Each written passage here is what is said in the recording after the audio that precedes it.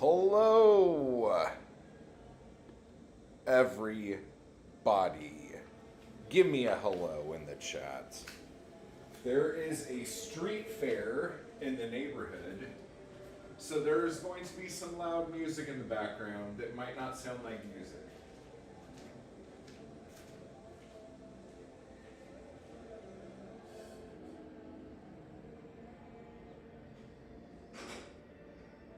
Sorry, folks, I'm just getting a cup of coffee, and then we are going to start, as long as I don't spill this on myself or my computer.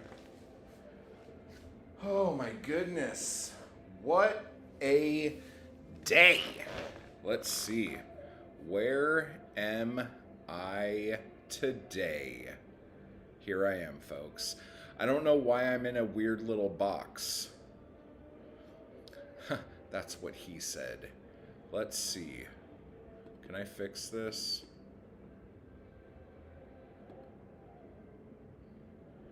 Did that fix me? Let's do that. What's up now? Okay, so now my box is a little bit bigger. That's what she said. Oh my God, am I really doing these jokes right now? Oh. So, folks, here we are. It is Sunday, June 1/4,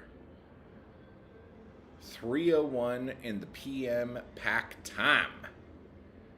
And what we're going to do today is we are going through a bunch of books that I'm getting rid of. I am unhauling. Now, if you remember, there was maybe 3 years ago, I did a book unhaul, and a lot of those books I got rid of, but a lot of the ones I didn't. And the reason being, I'm going to throw my kid under the bus here a little bit. I left my book selling empire to my child and said, sell these books on the eBays and blah blah blah. You don't have to have a job, you just have to sell, you have to run the bookstore. Okay, so I left and she did absolutely nothing. I think she sold one book. She listed one book. So that was years ago. I come back, there's a lot of books here still. I got rid of a bunch, but I'm also getting things out of storage now and bringing them back. And so now there are even more books here. On top of that, my kid did take some of the bookcases that were here when she decided to not be living here anymore with me. And when I wasn't here, at least 2 of my bookcases, according to her, were destroyed. And she didn't really have much of an answer as to why, or a reason as to why they were destroyed. But they were, and they're not here now. So now I have more books here than I had, and less bookcases to have them on, and just less room in general with my other art endeavors. So I am getting rid of a ridiculous amount of books.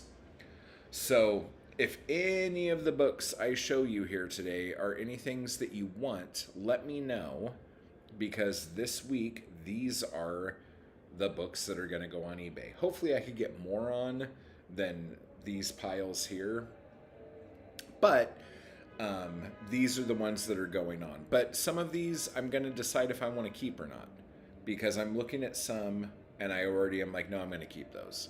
So I'll go through those with you and tell you what I'm keeping and what I'm tossing.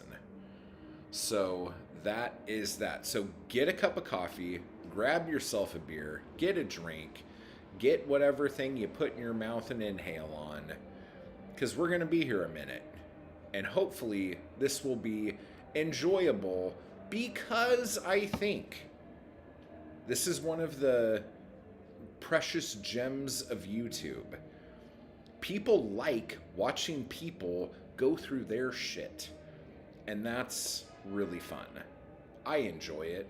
I enjoy doing it, but I enjoy watching it. So hopefully you guys will enjoy this too. And if I have any little stories to tell about the books that I'm going through, you guys could jump right in and laugh at me.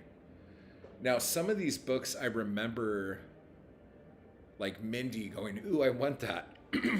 But I don't remember exactly which ones. So Mindy, if you see those, let me know. Anyway, so let's see what is going on.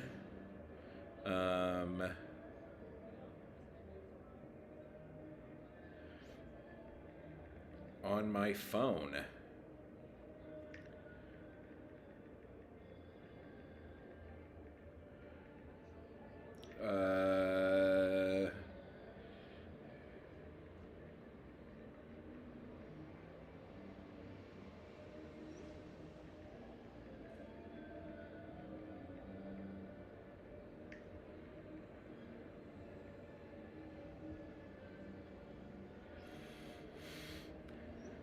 Anyway, so here we are. I have lots of stories to share with you guys. We have lots of stuff to go over. Is this a good angle? Do I seem too tall or short in the rectangle? I'm gonna have a sip of extremely hot coffee, and we are gonna go. Another thing that I have done, and I've talked about this a little bit on the member streams, but let me actually count how many, because I think I've read 8. 1, 2, 3, 4, 5, 6, 7, 8, 9, 10, 11, and I'm on the 12th right now. Conan pastiche novels in the last week and a half. So if anybody is interested in hearing reviews on those, I do have some very strong words to say. One thing though, some of these are flippin' fantastic, and a lot of them are only like a year old, if that. So if you guys want me to do some book reviews, I could do that too. My eyes are already getting painful with the dust from the books. I already took a bunch of allergy shit, so hopefully this won't hinder your experience of me. But let's just get cracking here.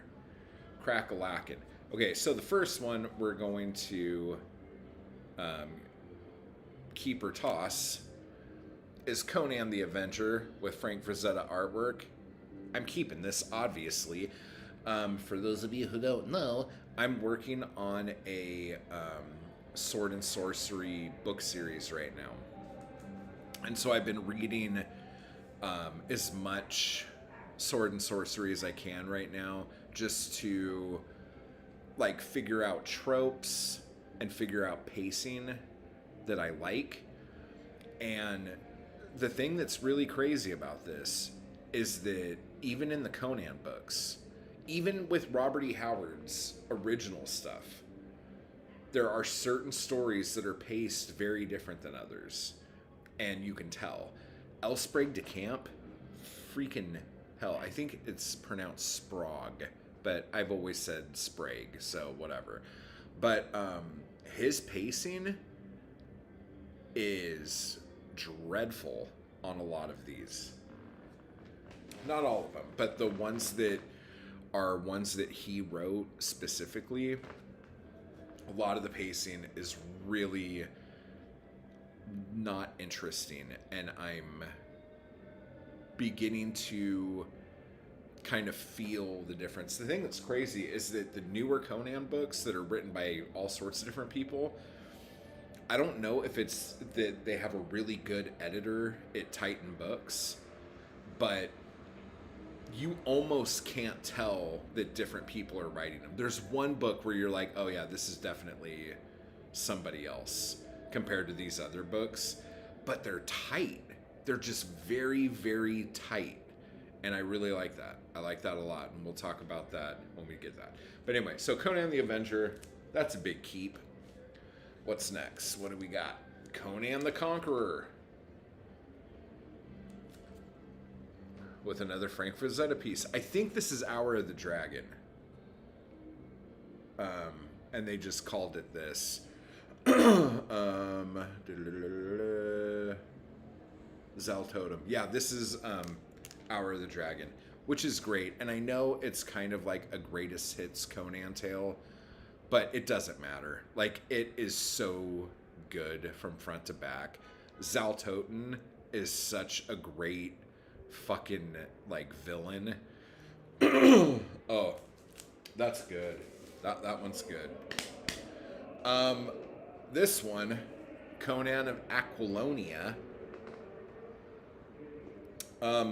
This one I am going to get rid of. Why, do you say?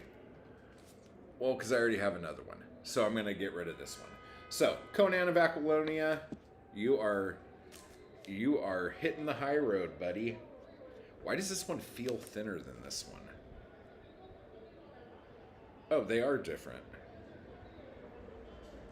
They are different printings. I wonder which one is... I'm going to have to go through these and see if there is a difference between the two. Do you hear all this fucking noise? It doesn't even make any sense. It's just noise. They have like 3 stages out there, and for whatever reason, all 3 stages are like coming at me. Okay, so what else we got? We got Conan the Warrior.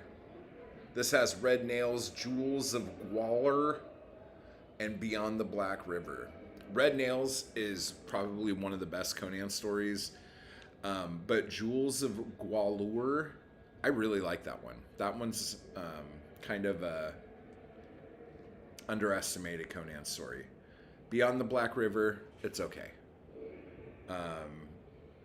But yeah, those other 2 I really like a lot. So that's a keeper. And we'll hit that one up in a second for specific reasons.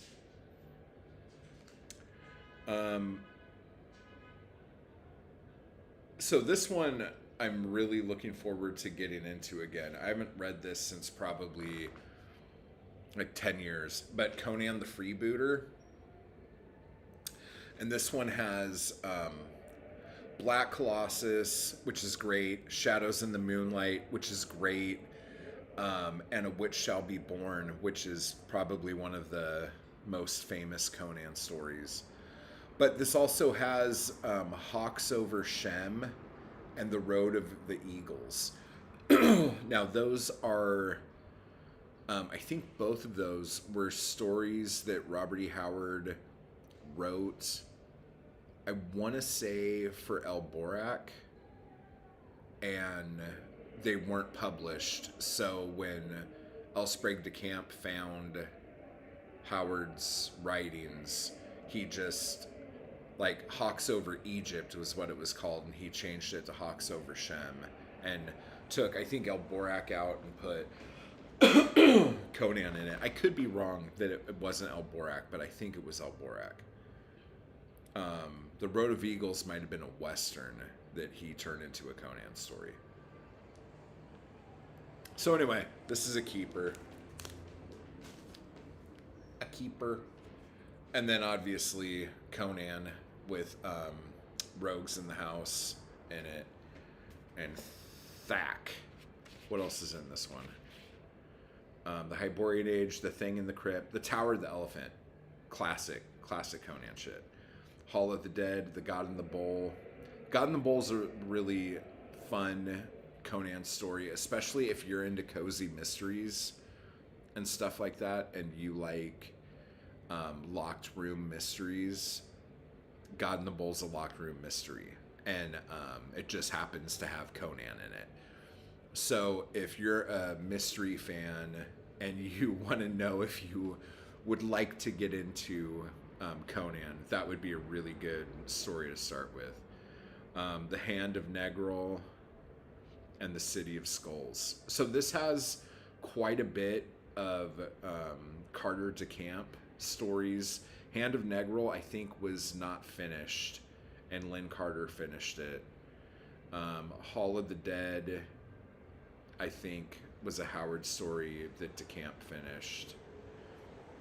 But The Thing in the Crypt and City of Skulls are like Elsprig DeCamp and Lynn Carter Conan stories. So this is a fun little collection here. Because I'm not sure, but I think all of that period DeCamp and Lynn Carter Conan stories, I think those are out of print now. I don't think they were. I think they might have been put out in some collection, but I think since like probably 98 or 2000, all the Conan like reissues or collections that have come out have been specifically from Robert E. Howard's original manuscripts, and a lot of the DeCamp and Carter things have been taken out of them. So with that being said, it's kind of interesting to go back and find these kind of hidden gems the same way it was really hard for people to go back and find Robert E. Howard's original hidden gems. Anyway, so I would love to do some like Conan book reviews, so I'll probably be doing that soon. Okay. Oh yeah, this one too. Conan the Swordsman. This is a collection of short stories by DeCamp and Carter, but they're kind of woven together, and there's little bits that tell you in the timeline where they are, because like Robert E. Howard didn't like push the timeline aspect. He was just writing stories. When I don't know if Gnome Press had Carter do this for them, or if this is something that happened when the rights went to Ace, but DeCamp's whole job basically was to make a chronology of the Conan stories and then put new stories in where there were holes in the chronology. So for the most part, this is, so far, I'm only 2 stories into it. And I remember I read this a long time ago, but I didn't like it. So I'm trying to like look at it with like a bigger, nicer, whatever. And I don't know. I like this better than a couple of the Conan pastiche novels I've read lately. But it is not by any means one of the best things I've read. But there are quite a few short stories in here. Should I just tell you what they are? I think I will. Oh, I should have brought that over here too. Bjorn Nyborg. Okay. Oh my god. Oh my god. Okay. We're having a hard time here. Oh yeah, the crazy... Oh yeah, so we have this really... I don't want to call it shit, but there's this kind of... I don't know. I don't like how it's done. There's a essay written by DeCamp. Oh, Zach, you just donated 3 bags of books? That's cool. Good job. Yeah, I can't afford to donate stuff. I'm not a working man like a normal working person. I gotta hustle. So anyway, the Conan Saga, this thing by DeCamp, it is... I just really don't like how it's written. But he's trying to explain... Without saying, he's explaining his own importance to the Conan mythos. He's explaining his own importance to the Conan mythos. Which, again, is fair, because without him, I don't know if we would have had the 60s and 70s and 80s resurgence of Conan. So you gotta give motherfuckers flowers when you can. But we have Legions of the Dead, The People of the Summit, Shadows in the Dark, The Star of Kerala, The Gem in the Tower, The Ivory Goddess, The Moon of Blood, and then there's another like essay on Hyborian names. So yeah. And that's a nice little map. I have noticed there are a lot of different maps out there that basically show the exact same thing. But they leave things out. Some maps leave stuff out. So one thing I've been trying to do is find the most complete map possible. And that's kind of cool. I don't know if you guys remember this. And then I'll get off Conan because we're moving into Paperbacks from Hell and Sci-Fi and Men's Adventure here in a second. And I also have some big hardbound books in this pile too. But anyway, years ago, I was still living in the homestead in the desert when I did this video. But I was doing a video where I was trying to do my own chronology of Conan. And because of how travel would have been, I didn't think there would be a lot of Conan going back and forth and back and forth and back and forth.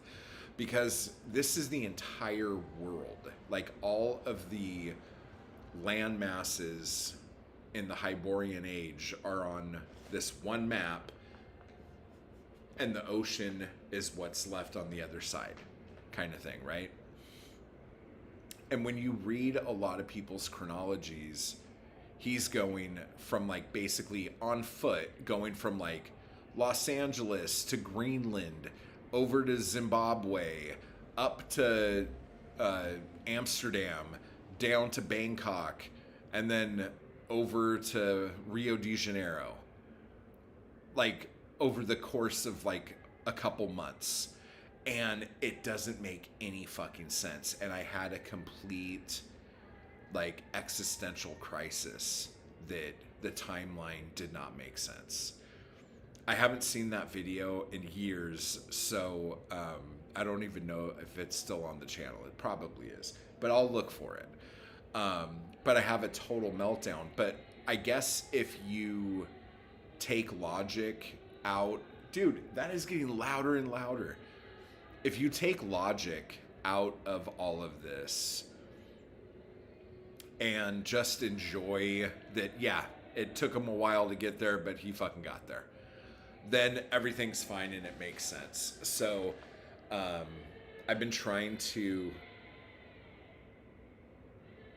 It's so bad. It is so loud. I don't know if you guys can hear that. Can you hear it? My little microphone thing makes it look like you can hear it. So why don't you guys come a little closer? Come here. Come on. Get over here. Get over here. Get a little closer. All right. So we're going to keep going. I have one historical romance here that I'm going to show you guys. So let's start with that.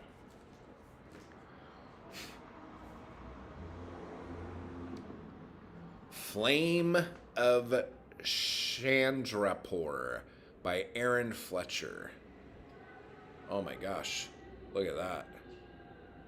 Look at that. Yeah. The flame of a fiery blend of East and West.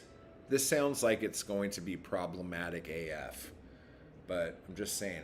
Passionate and bold, sensual yet innocent.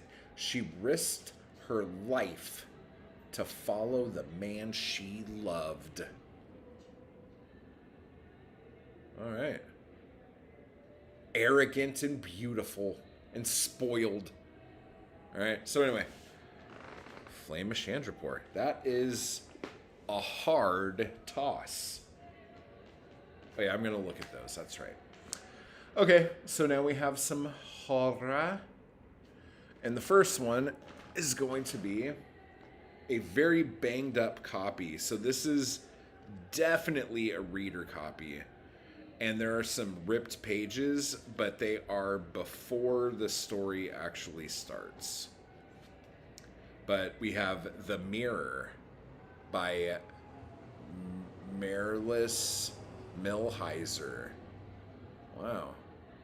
On the eve of their wedding, two women are caught in a nightmare of supernatural horror. The best read I've had in a long while, says Phyllis A. Whitney. Well, there you go. But yeah, so as you can see, like there's some rip right there, but that's before. It's like the title page, about the author, dedication, and then it starts with a backward. So scary. Okay, now, next. Yeah, you can hear it. Okay, I'm trying really hard. Let me know if I'm yelling, guys. The next one we have here is a Ramsey Campbell book called The Influence. And let's see. We have a quote from Clive Barker saying it's good, and from John Ferris saying it's good. So that probably means it's pretty good. And if we open that, we have this cool piece of artwork where there's a little kid and some creepy old lady's hand. Pretty fun. Publishers Weekly says this is a chilling work. So that's good. From beyond the grave, an old woman reaches out to steal the body and soul of an innocent child. So there you go. The Influence by Ramsey Campbell. I don't know why I'm doing that voice. But yeah, so there's that. What else we got?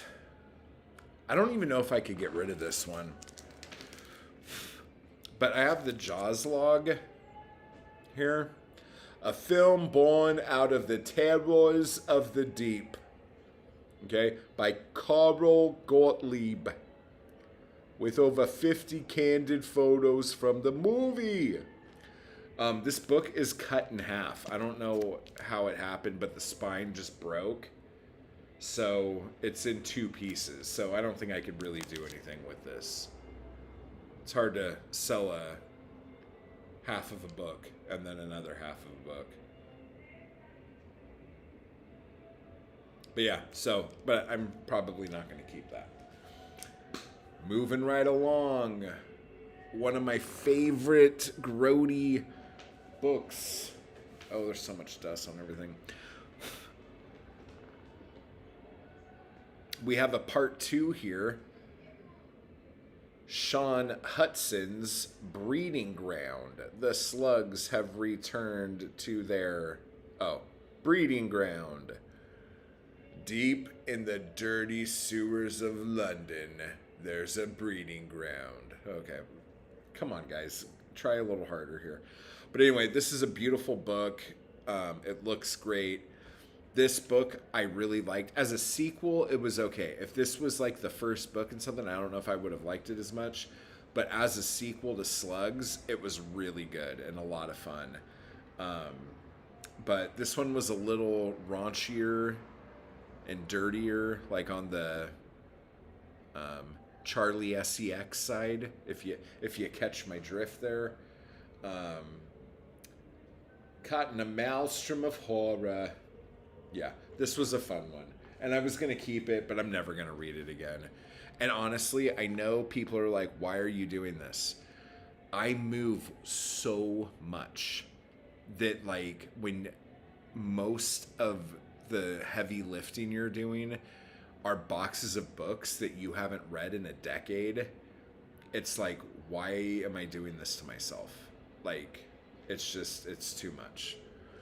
So yeah, so that's going in the sale pile. I should have my cleaning stuff. I was going to have that here and I don't. But anyway, so this one's kind of a interesting, fun thing. But this is the C.S. Lewis Space Trilogy. We have Out of the Silent Planet, whatever, and that hideous strength. Okay? And it's a box set with 3 books in it. C.S. Lewis Space Trilogy. Great fucking cover art. Just really cool. I've been hanging on to this for years, thinking I was going to try to read it because I really dug the cover art and the packaging and all this stuff. The second book in the Space Trilogy. The beginning of a celebrated space trilogy, which is continued in these other books that are in this same thing. So there you go. Just some really cool, old school, like 1960s looking. Oh man, these books smell so fucking good. Oh, get out of here. But yeah. So that one's gone. I'm never gonna read it. And then this is a really cool book. I mean, it's a good book, but it feels good. Oh man, this book feels so good. Maybe I'm not gonna sell this. Oh, this book feels good. Oh man, that's a lot of small print. Oh, this feels so good. Oh man, they don't make books like this anymore. 512 pages. Anyway, Robert Travers' Anatomy of a Murder. Look at that great font. Look at that. 50 cents from Dell. Look at that. Dude, this book feels so good. Oh, man. This book originally belonged to Joyce Bagote?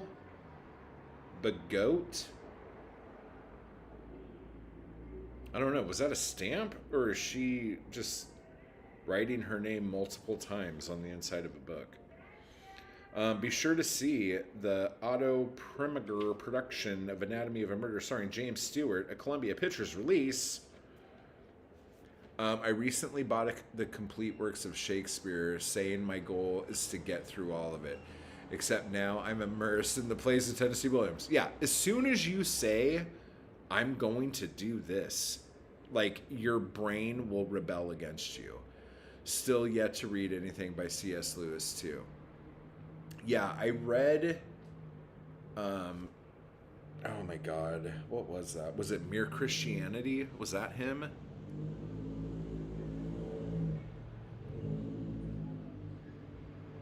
I read that. What's he known for? The Narnia books? I read those. And then I think he also wrote the Screw Tape Letters. And those, I think he wrote those, or wrote that. That was a lot of fun. But that really reminded me of that Dickens thing. Oh, I can't remember the name of that either. Dude, like, my brain is just like, no, we're not doing this anymore, dude. But yeah, it has that awesome Saul Bass artwork from the movie there. That's cool. What year is this, dude? This has got to be like 1960 or something, right? Part 1, Before the Trial. No, 1959. Fuck, man. This feels good.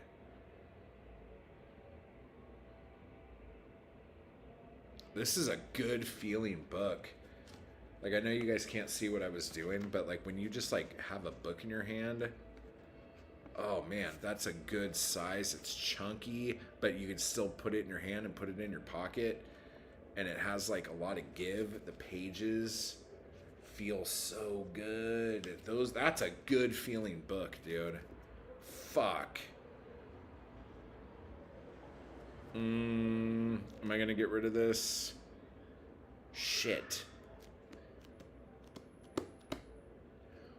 Do you guys remember why they paint the tops of books? Why they do that? And why different books have different colors? It's to keep dust out of the pages. is what I remember reading. But I can't remember the different colors. I think different publishers had different colors or something.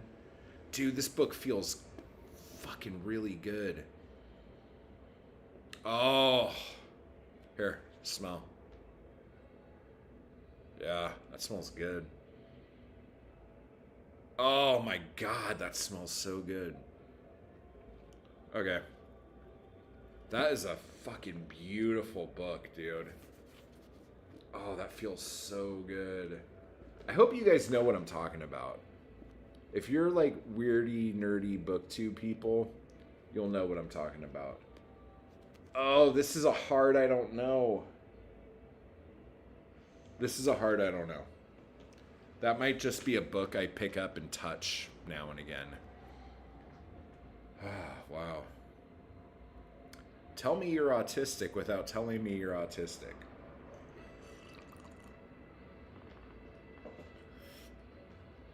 Now, this next one is one that it reminds me of a friend, is the main reason why it's here. The second is because the artwork is so fucking like 50s, 60s. But I don't think I've ever read it. I might have started it before, but we'll look at it real quick. What we have here is J.D. Salinger's 9 stories from the author of Catcher in the Rye. What are the 9 stories, you say? 1, 2, 3, 4, 5, 6, 7, 8. Well, it shows 8. Maybe that's all there is, and that's the gimmick of 9 stories. This is a NAL Signet book, good reading for the millions. So the 9 stories are A Perfect Day for Banana Fish, Uncle Wiggily in Connecticut, Just Before the War with the Eskimos, The Laughing Man, Down at the Dinghy, For Esme with Love and Squalor, Pretty Mouth and Green My Eyes, and D. Demere Smith's Blue Period. Oh, and Teddy. Yeah. But just look at that, like, ridiculous Argyle sock artwork. And man, look at the typeface or whatever the fuck you want to call it. I say fonts, but these aren't fonts. That just is like a sharp looking book, dude. Sharp. It doesn't feel as good as that book felt, I'll tell you that. What year is this? 1961. It was fairly close. Let me see here. Look at the age on that. The what would you call that? Patina around the pages. Oh, wow, that looks great. But, man, look at just how many... Oh, that is such a hard... Like, we're so lucky, like, if you read on Kindle and you could, like, change the line spacing and shit. And then if you read a lot of YA shit, like, you could drive a car between the lines in a paragraph. But, man, back in the day, like, reading was a fucking chore. Look at that shit. Oh, my God. Oh, my God, look at all that. It's like up in your business. Yeah, I feel like this book's gonna split in any moment. This book is kindling. But this really reminds me of a buddy of mine who I feel like wanted to be Holden Caulfield. Like he thought he was Holden Caulfield, like deep down inside. Which is a scary thing to say, because a lot of times when MFers think they're Holden Caulfield, they take a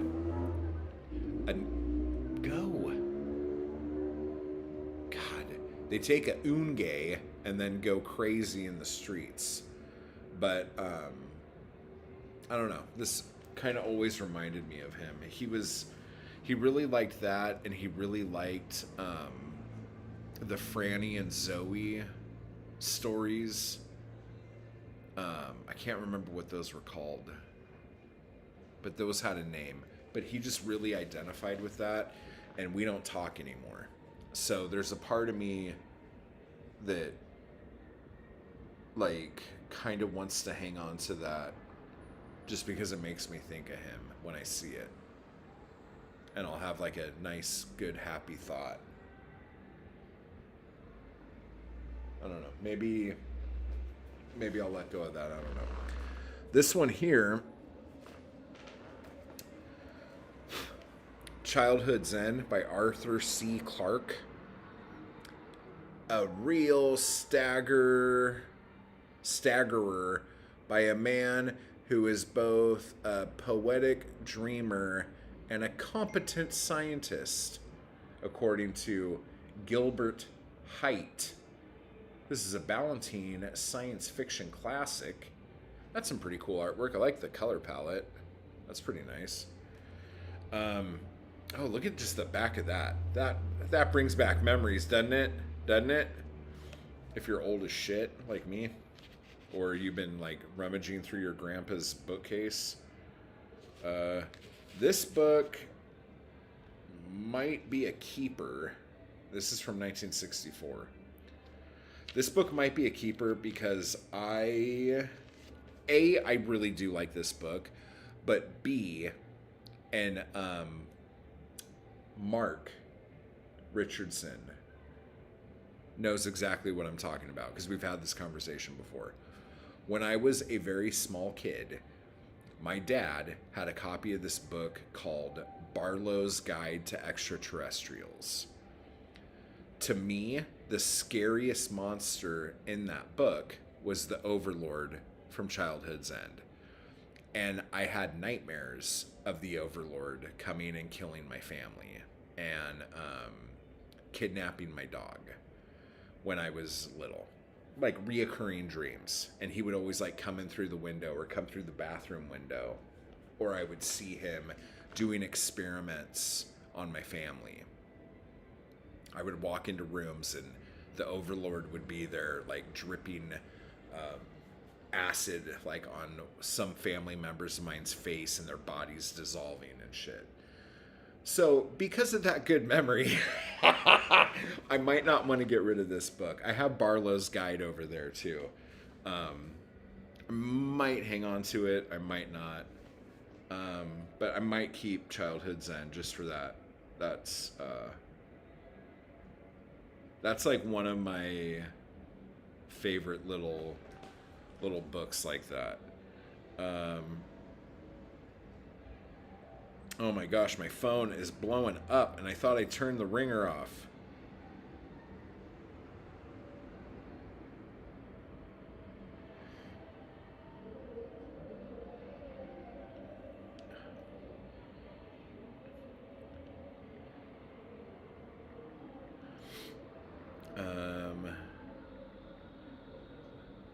A live stream book unhaul right now.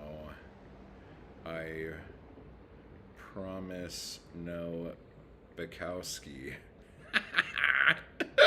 I'm such a dick, dude. I had fun too.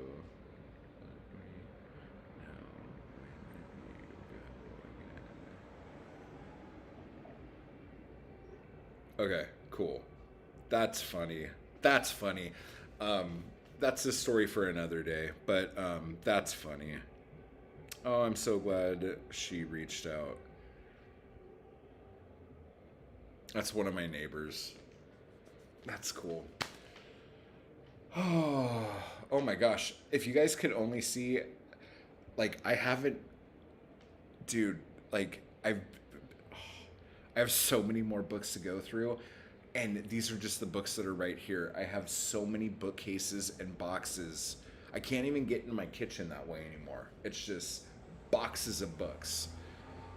God. Hey, let me tell you guys something. If you ever have a dream, or even a fleeting thought, where you're like, you know what? One day, I'm going to open a brick and mortar bookstore. Just don't. because you're probably not going to do it, and you're just going to start accumulating books and the idea that you might actually do it. And from what I've gathered, it's not going to happen. And I should have seen this because my dad did this exact same fucking thing. He did open a bookstore though, but the bookstore he opened was in like a dead town, and it only lasted about a year. And he did sell a good number of books, but he also lost a ridiculous amount of money. He could have just lit those books on fire and had more money in his pocket. The other thing was, he was kind of a shit business guy, because if he didn't like you, he was such a fucking snob. And dude, like, this motherfucker, okay, my dad, barely, like, not homeless, okay? Like, hanging on by a fucking thread, all right? If he didn't like you, or he thought you were, like, disingenuous about the book you were looking for, like, he would tell you you couldn't have it. Okay, High Fidelity. He was Jack Black from High Fidelity, if you've seen High Fidelity, but about books. And it's like, what are you doing? What are you doing? The one thing that he did that was kind of cool was he let these dudes, these two brothers, give tattoos in the back of the shop, but like right in the middle of the store. So like there's books all around, and then there's these two dudes just like in folding chairs giving motherfuckers tattoos in the middle of the bookstore. Unbelievable. He did have a really good incense line that he was a distributor for, but I think he ended up losing a lot of money on that too. But that was some of the best incense I've ever had. Really good stuff. But I watched him shun so many people and like just lose business. It was like the only bookstore for like 60 miles. And it was a used bookstore. It wasn't like super cool or anything like that. But he was just like, he would just say no. Like someone would bring something up to buy it, and he's like, yeah, that's not for sale actually. And then he would take it and put it under the, he's like, I'm sorry. Fucking dick, dude. Fucking dick.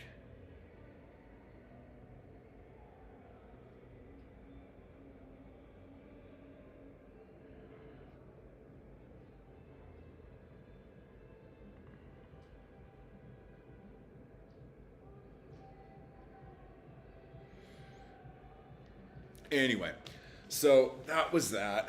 Wow, that was like a nice little memory lane. Why did I bring up? Oh yeah, you're not going to open a bookstore. I thought I was going to open a bookstore so many times, and especially now. Oh my God, now it's even stupider. But I really thought I was going to come to LA and open a bookstore. That was like one of the big plans, and I was going to run my publishing house through it, and it was going to be a venue, and all those things sound really amazing until you realize in LA they think, and you just go down the street and there's so many vacant fucking buildings, but like the rent is crazy. But not only is the rent crazy, the utilities, like they want you to put like ridiculous deposits down because so many companies go out of business.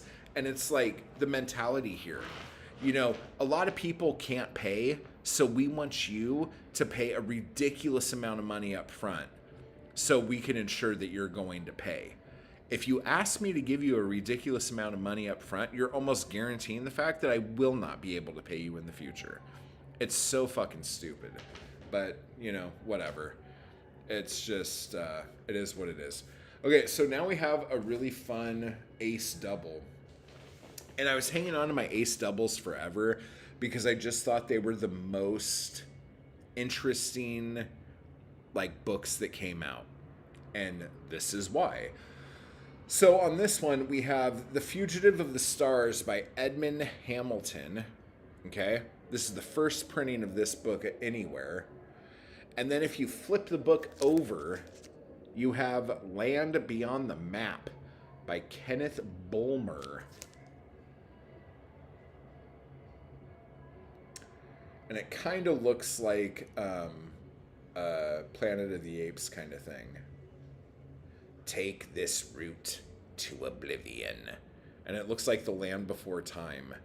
So I'm wondering if this is like 70s. Or maybe Land Before Time ripped that off. I don't know. Turn this book over for second complete novel. These are just fun. This was a great idea. 1965, Ace Books. Man, Ace Books was the shit, dude. Oh my God, get out of here. Oh, that smells so, like, moldy. Oh my God, you guys are missing out. This book smells fucking fantastic. So yeah, so the book is upside down for the first half of the book, okay? It's like that. And then when you get here, you know, you go through the different titles they have. And then you're reading the last page of the next book. So if you don't want a spoiler, you have to hurry up and flip the book over and then start reading again right side up. Such a fun, cool thing. Like, I wish they were still doing this kind of shit. Like, look at how they do the spines. But I have a ton of these, and I've always kept them because they're so cool.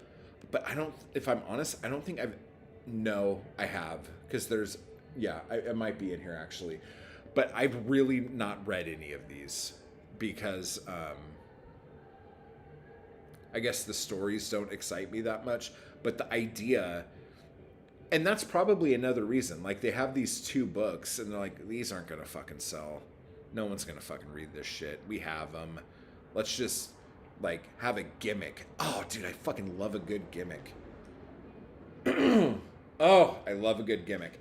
I'm going to have to go through this video later and see all the things that I say I love and then use that to make my bookstore or my publishing company or whatever.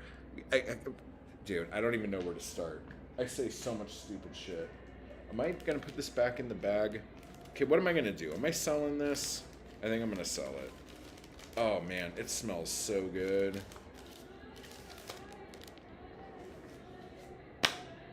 Okay, we're getting into... I have a bunch more horror down at the bottom, but I got to get through all this shit here first. Okay, so one of the things that I'm going to be getting rid of that I've been really hanging on to for a long time, and I just don't need to, are my fucking Killmaster spy thrillers or chillers. My Nick Carter books. Istanbul, America's #1 espionage agent. America's super spy finds sultry love and sudden violence in the Middle East. Now, Nick Carter outbonds James Bond, says the Buffalo Evening News. Watch for the first of the dazzling Nick Carter motion pictures. Did that ever happen? Or I wonder if it got optioned and then the movies never happened. Were there Nick Carter spy movies? If you guys know, let me know. Oh, I missed all this. That vintage book smell. Yeah. Another book I had but gave away because I never opened it. Which one? Which book did you give away? Oh, that 9 stories one? Okay, I'm going to tell you a little story about this book. Okay? I'm going to tell you a little story about this book. I was hanging out with a woman who was Turkish. Okay? We were hanging out, just having a lovely evening. And I can't remember if she saw this on my bookcase or if... I don't know why I would have done that. She had to have seen it. This is not like, oh, hey, guess what? But she picked it up like while we were hanging out and just opened it and started reading it. And when you are hanging out with a woman who is of a younger generation, we're going to say, and you give her a men's adventure spy novel that was written in the 60s, this is not going to end well, especially if the book is called Istanbul and the person who's reading it is Turkish or from actually Istanbul. Okay? This is going to go horribly. And to her credit, it only went horribly for a little bit, but then she started reading it again, and then it went horribly again, and then everything got cool, and then she started reading it again, and it got kind of horrible again. And I had to just say, I'm like, I'm a ridiculous obsessive compulsive collector. If I get one book by something and there's a bunch of other books in that series, I have to get all of them because there's something wrong with me. I have a problem. I'm like, I don't even think I read that one. I think I did actually read this one. But yeah, there's like over 200 Nick Carter Killmaster books. But I think it's time for me to let Nick Carter and that smug fucker go. I think it's time to let Nick Carter go. There was only one of these I actually really liked, because that was another time when I realized the idea of a house name. Like, there were tons of different writers who wrote different Nick Carter books. And some of them, you would be really surprised if you found out who some of these people were, who were just trying to get paychecks to pay the bills and shit. But I wouldn't say I have all of the books, but I probably have like 2/3 of the Nick Carter books at least. I have a very huge Nick Carter collection, and I've probably only read like 5 or 6, but I just needed to, I got to catch them all. These are my Pokemon, guys. So anyway, so Istanbul, The Black Death, this was one of the 1970s ones. This one takes place in Haiti, and probably Nick battles a maniacal dictator and a brutal voodoo cult. So this one is probably not okay. Like, as far as like a not good. Then we have the Red Rays. Okay, this is an incredible sex invention. This takes place in Hollywood in Malibu. Hollywood in Malibu.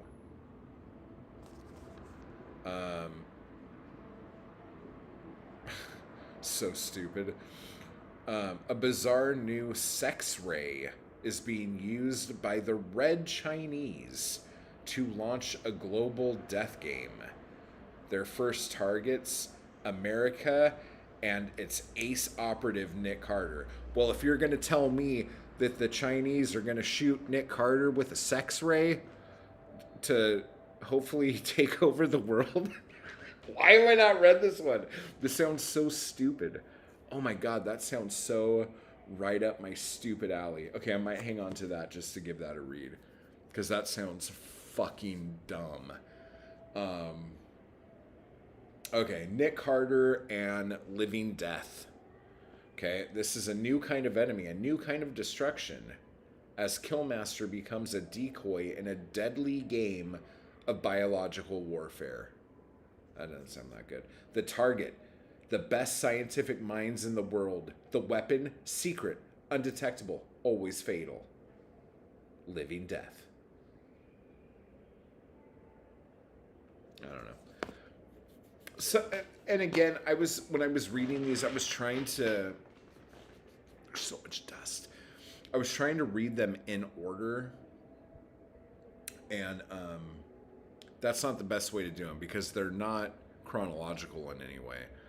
And they're all written by different people. So what I was doing, there's a website, I think it's called Spy Guys and Gals or something like that. And it tells you who wrote which books, which is like amazing because a lot of these books were written by like old pulp writers who haven't been doing shit in a long time, or writers who were on the rise who would become big writers in the next decade. But so I was trying to just buy the books of the ones that I really liked. There's one by who's that writer I really love? The old Fawcett Gold Medal writer. I don't know. I'll probably come into one of his books here in a minute. But he wrote one, and I haven't been able to find the Nick Carter that he wrote. But that was one I was always on the lookout for. But okay, some other books. These ones I'm not getting rid of. This is one of my favorite books of all time. The Stranger by Albert Camus, with this very weird cover. So this is 1960s all over the place.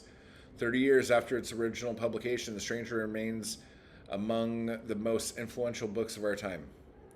A terrifying picture of a man victimized by life itself. He is a faceless man who has committed a pointless murder. It is a book whose unrelenting grip upon our consciousness has not diminished to this day. This is a great book. I had one of those moments where like I felt like the book was written for me, if that makes any sense.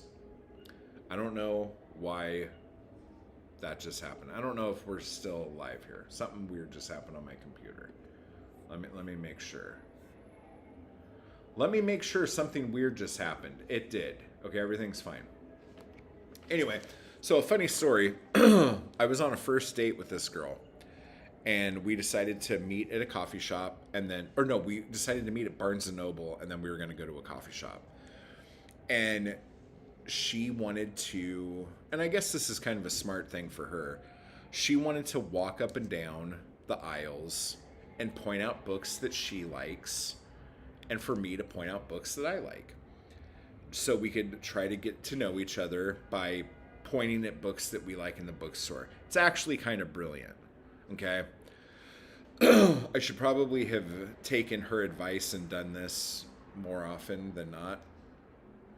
But so we're going through the bookstore, and to be fair, she had horrible fucking taste. I think there was one book that she liked that I'm like, oh, that is fucking a good book. Like, yeah, okay, cool. Every book I liked, she's like, no. She was just like being so like, she hated everything I liked, okay? And then when we got to this, I'm like, oh yeah, that's like one of my favorite books. Like I felt like that book was written for me. And she's like, that's something you should probably keep to yourself, and especially not tell a girl on the first date. And then she turned around and walked away, and I'm like, oh my God.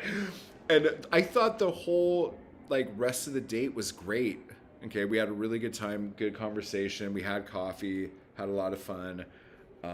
I told her a couple other stories about some shit that I probably shouldn't have told her that just made me look like kind of like a crazy person. But we were in the same line of business, and so we kind of knew some of the same people. So I was just like recounting tales, and she was too. So like whatever. But yeah, she said, I don't think this is gonna work. So I'm gonna bounce. And I'm like, okay. Like not then, like later she like texted me and she's like, yeah, that's not gonna. But she was honest, you know, and she was cool about it. So, but that's a good idea. Like not telling people that The Stranger is a book that you feel like was written specifically for you, but to like take first dates to the bookstore and like talk about the books that you like. but it was just like slow strolls up and down the aisles. And I'm not a slow stroller. I like to like walk with purpose. So that was also kind of difficult. But anyway, yeah, I'm keeping that one. What's next? We got a Western here. This one is Buchanan Says No by Jonas Ward. No, he says no. Buchanan says no. 6 feet odd of gentle heller. One of nature's gentlemen and a damned fast draw. This sounds, I don't know. Bell was a quiet town. A freewheeling, lusty young hell. The kind of town Tom Buchanan pleasured in. But then it turned ugly. And made the mistake of angering Buchanan. And when the smoke cleared away, there was nothing much left but wholesale mourning. You could murder my family. You could ravage my body. But please, I beg you, with all that is holy, don't destroy my plantation. What's that from? Put it in the chat. Stat, go. Oh my gosh. Oh wait, no, this is not a keeper. Why did Buchanan? No, Matt says no. Buchanan goes in the get out of here pile. Okay, that one's gonna be a hard one to decide. So we're gonna go to this because this is not gonna be hard. Mother Night, Kurt Vonnegut, a Fawcett gold medal paperback, 35 cents. This is old. This one is a keeper. I am keeping all of my Vonnegut books, even though I have other copies of them. I just really like that one. And the funny thing is, Mother Night is like one of my least favorite books of his. So that should tell you something. But Slaughterhouse-Five, I think this was the exact same copies we were given in school to read. I could be wrong, but this looks super familiar. I don't know. I have a gajillion different copies of this book, but I'll keep that for now. We got some more Nick Carter. We got Time Clock of Death. It's so funny because in the James Bond movies, you'll watch the movie and at the end of the movie it'll say, and don't miss James Bond in this next movie, and it'll tell you what the name of the next movie is going to be. This one, it says, don't miss Nick Carter in Time Clock of Death. And you're like, ooh, when's that coming out? It's out. You're holding it. This is Time Clock of Death. So according to this one, it has to do with Russia and a missile attack. So yeah, there you go. Over 10 million Nick Carter books in print. Wow. And there's a lot of different versions of Nick Carter depending on when they came out. Like as far as like what the covers look like. This smug fucker, this one's my favorite. I don't know why, but like I wish all my Nick Carter books looked like this, but they don't. And it's because there were so many Nick Carter books that came out over such a long period of time that they changed. Like these could all be first pressings and they all have different like types of artwork on them. So this is the Danger Key. Mr. Judas returns. Ooh, that's fun. A returning villain. Mr. Judas returns. Arch-villain master spy backed by the sinister Claw and out to settle an old score with Killmaster permanently. Oh my gosh. The CIA man had bungled badly. I love a good book about bungling badly. Who doesn't? That one actually sounds like there's something happening there. Oh, Operation Starvation. Another Nick Carter spy master chiller. Um, Paris, from the Paris discotheques to the Taklamakan Desert, on the track of a Chinese doctor's fantastic discovery so awesome that the fate of mankind hung in the balance.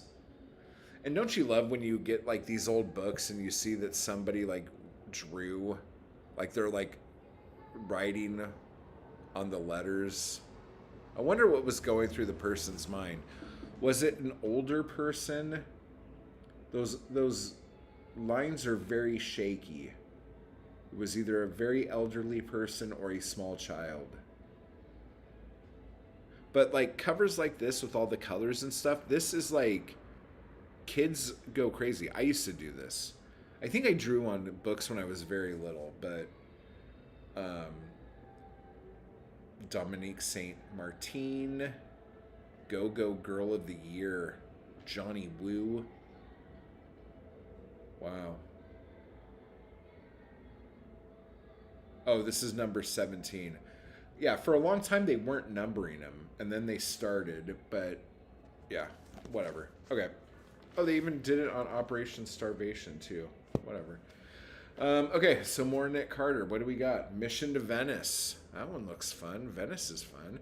An Adriatic Adventure. The U.S. lost... Wait. The lost U.S.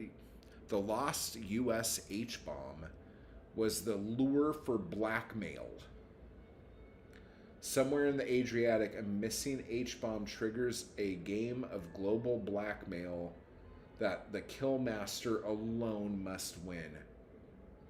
He must have horrific heartburn. There's a lot of pressure on this guy, and it just keeps happening. The Golden Serpent. Armed with only a suicide pill, Killmaster slips south of the border on a mission to stop the ruin of America's economy by a diabolically clever Chinese plot. Isn't it crazy how... I mean, I guess if you're... I don't think this has ever been read. That spine has not cracked. I don't think this book's ever been opened. There you go. Look at that. Anyway, this was, I think, in the 80s. But, like, they tried to make Nick Carter... They kept the books the same, but they tried to make Nick Carter look like Commando or Rambo or something. So this is Death Hand Play. Killmaster number 192. An all-new spy thriller. So, yeah, what year was this? This is ridiculous. Take me back to Frank's bookstore. Trade me in on another good book. 3753 Motor Avenue, Los Angeles. I'm going to guess that Frank's bookstore ain't there no more. But what year is this? Come on. Show me, show me, show me. This is 1984. Yeah, that checks out. And then finally, let's get out of Nick Carter for a minute and look at Max Allan Collins, who I do like Max Allan Collins' writing. And the Quarry books, I actually really do like them, but I'm just over it. I read them, I loved them, I don't think I'm ever going to read them again. But, he's great. He's pretty good. Oh, wow, this book looks so much easier to read. Look at that. That's nice. I like that. But this was this was originally published as The Broker's Wife. I think this is the second book in the Quarry series.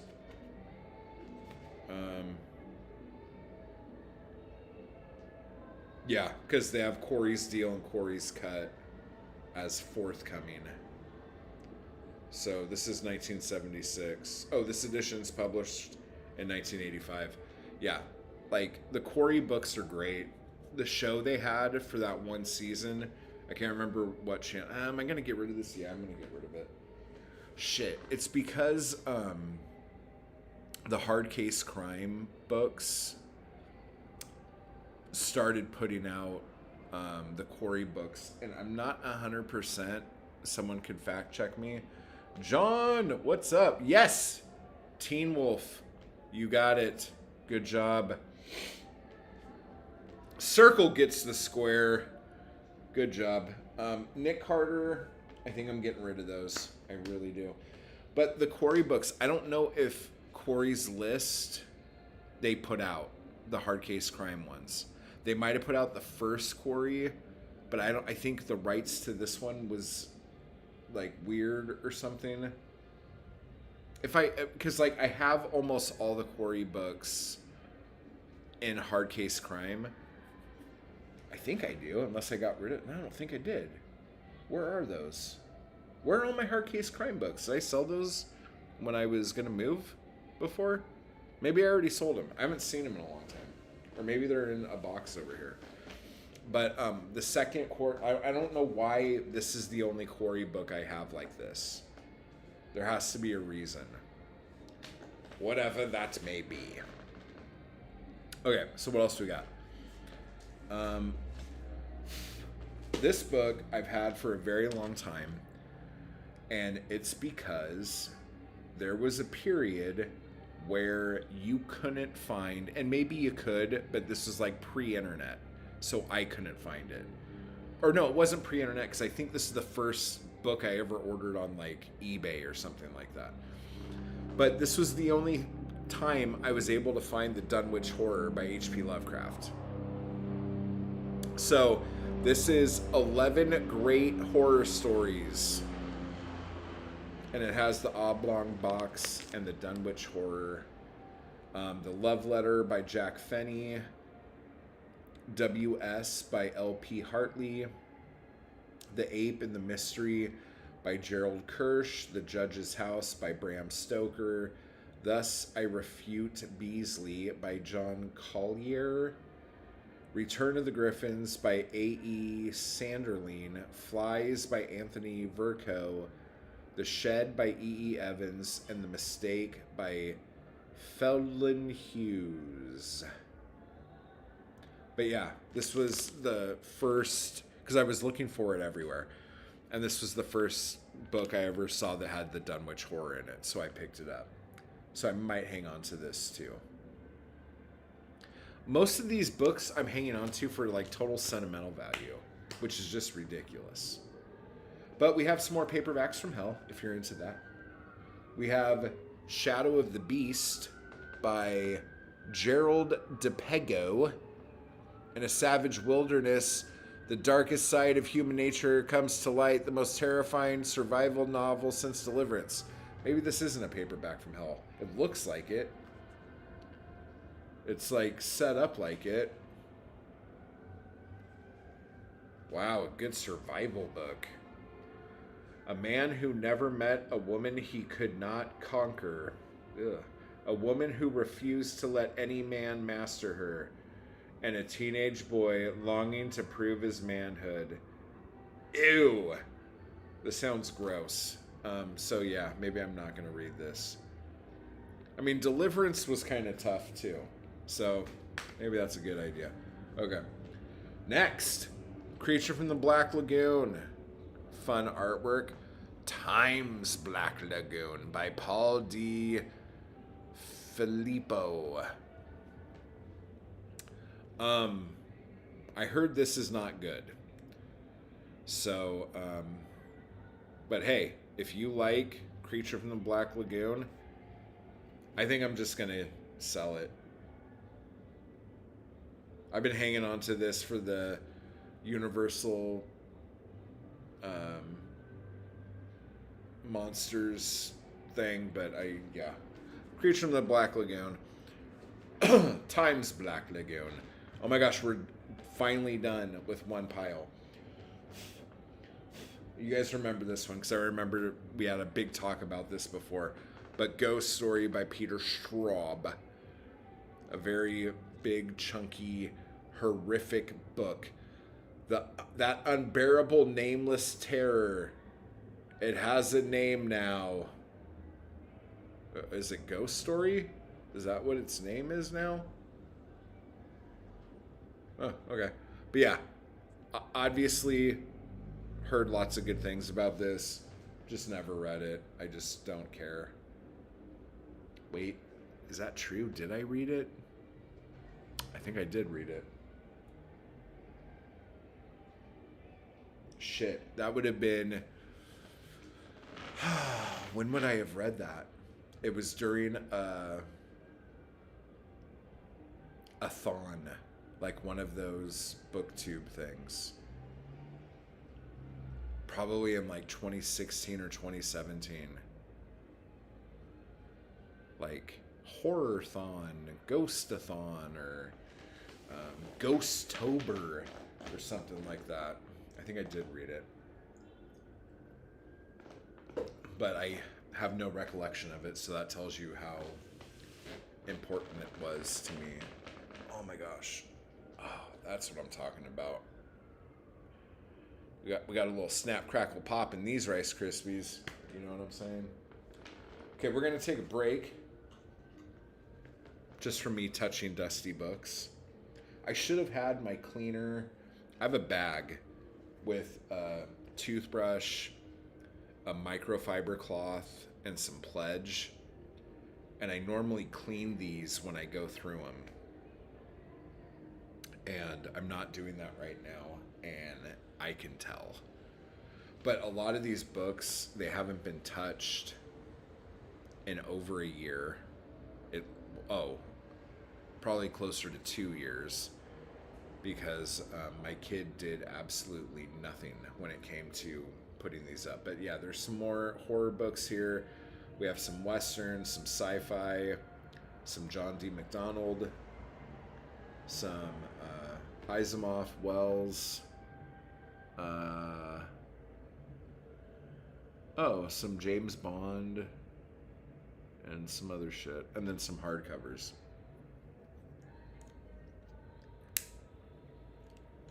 But how are you guys doing, if you guys are even still here? This has been a long one. She said something like that. Yeah.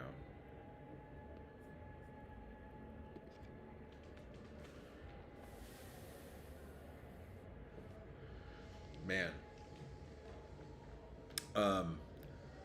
There was so much stuff I wanted to talk about. Oh, I've been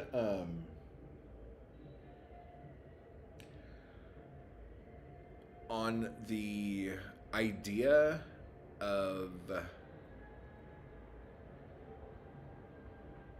being more intentional with your manifestation and the things that you want. I want to thank the members first off who were in those conversations we were having over the last week or so. Oh my gosh, Thomas, what's up, bro? How you doing, man? Are these books you are tossing up for sale? Yeah. I mean, not all of them. Some of them I am keeping, but the ones that are on this side of me, if you've been watching this whole time, those are ones that I'm going to be selling, yeah. If there's any you want, let me know before I do it.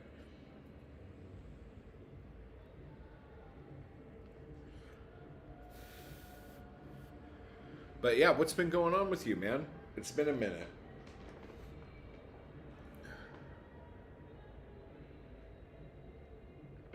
Oh.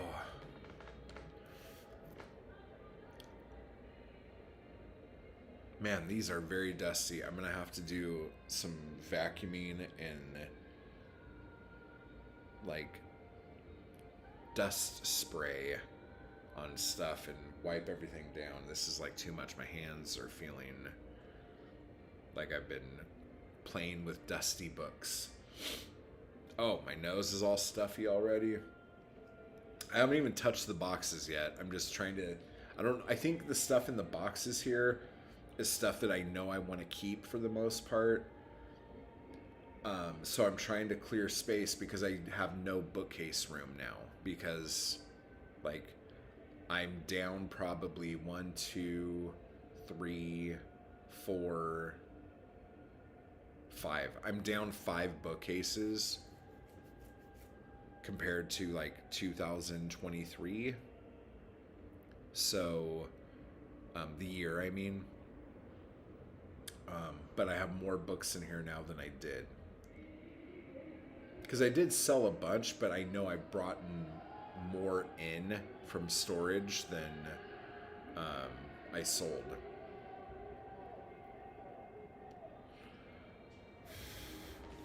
Getting back into writing and working a lot. Are you working on that same story you were working on before, that novel you were working on? I'm working on a new series right now. A new book's like a fantasy thing. So that's been really fun for me to do.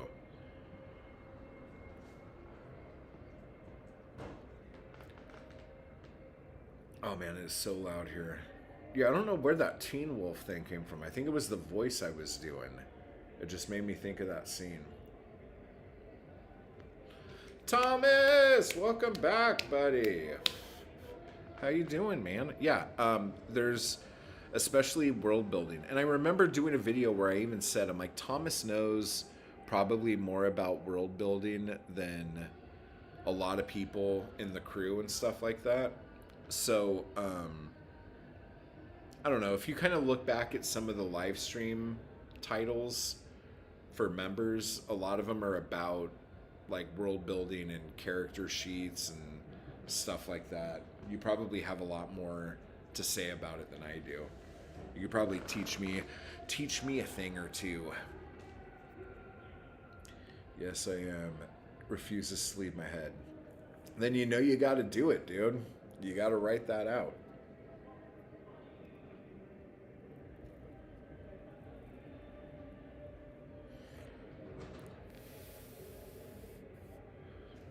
Awesome, dude. Yeah, the thing I'm working on right now, Thomas, is I'm kind of blending a couple things together. One part of it is a fantasy novel idea that I was working on when I was in high school, and like drawing maps and writing notes in a Peachy folder. But I never liked the world I was putting the people into and stuff. It just, I wasn't digging it. But the characters have always been there. And the places, the idea of what those places were, have always been there. I just didn't like the period I was writing in, I guess. And then there were some other fantasy elements that I've been working on since probably like 2000, 2001-ish, around the same time. It was actually before Black Star Canyon. Yeah, before Black Star Canyon. And I was working with those characters, and I really dug them a lot. And every few years, I go back and try to figure out how to make these characters work. And the characters and the character arcs are fine, but I just never liked the setting. So I took those characters from that, and then these characters from the high school thing, and I'm trying to put them together in a new world. And I've given myself this month to just focus on world building and not worry about writing the stories and shit until this month is over, and July 1st I'm gonna start working on the actual stories. Or because like I was kind of getting so into it that I think now, instead of a bunch of short stories, I might try to like expand it into more like novella kind of thing, or even bigger, and then work from there story wise. I don't know, can't decide. Let's see. I have 3 books to work on. I hear you, dude. My wife and I decided to start our Jalo podcast. We recorded the first episode last night. Oh my gosh! What's it called? Tell me. And what movie did you guys do? Or was it like, this is why we like this? Oh, that is so cool, John.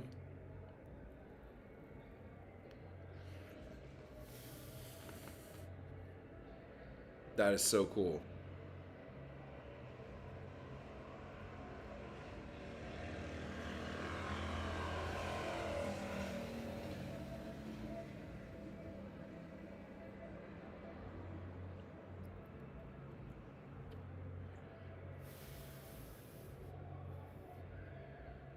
The Jalo Cafe, beautiful. It is important to set the world right. I've had to rework my world several times. See?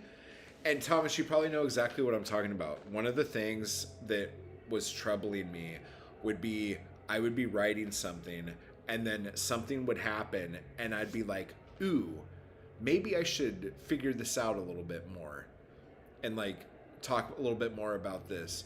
And then I start like I stop writing and I start like researching and world building. And then I'll come back and I start writing again. And then I run into something else. And I'm like, oh shit, maybe I should know a little bit more about how this aspect of this works in this world before I start. And it's just like I kept stopping and starting and stopping and starting. This Jalo Cafe, is it on YouTube? Is it on, where can you find it? Or have you not posted it yet?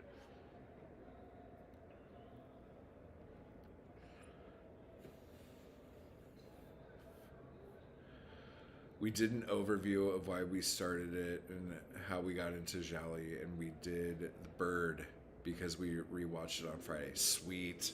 Sweet! That is so cool, dude. That is awesome. I cannot wait to hear it. That's such a fun movie, dude. You can love that movie and hate that movie and watch it with the same, like, enjoyment, like when you're watching it. It's great. It does have a domino effect on everything. Yeah, the world building shit totally fucking does, man. So I when was it? Friday I did a member stream where I was going through my Scrivener and going through how I'm using Scrivener for my world building and all the different locations and people and the character sheet templates and the location sheet templates are really cool and helpful. So it's been helping me out a lot, if I'm honest.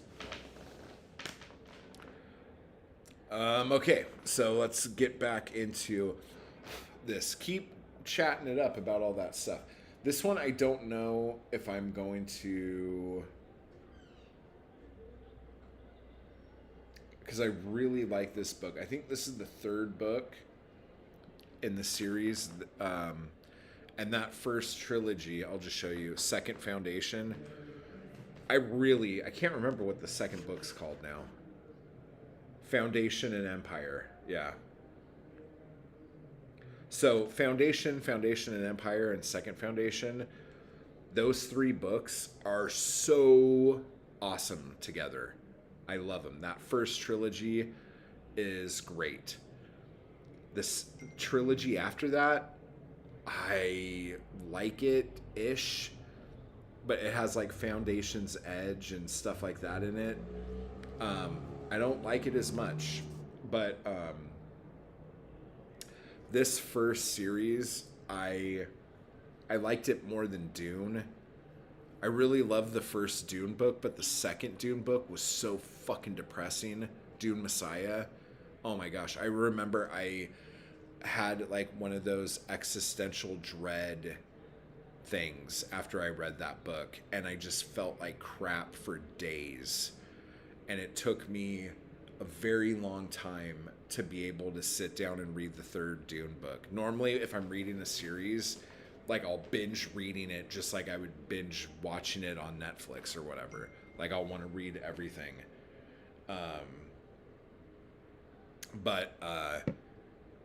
Man, Dune Messiah, that fucking broke me. But these Foundation books, I really, really, really enjoyed. I thought these were really good. I didn't watch the show. Did anybody watch the Foundation show? How was it? Am I keeping this thing?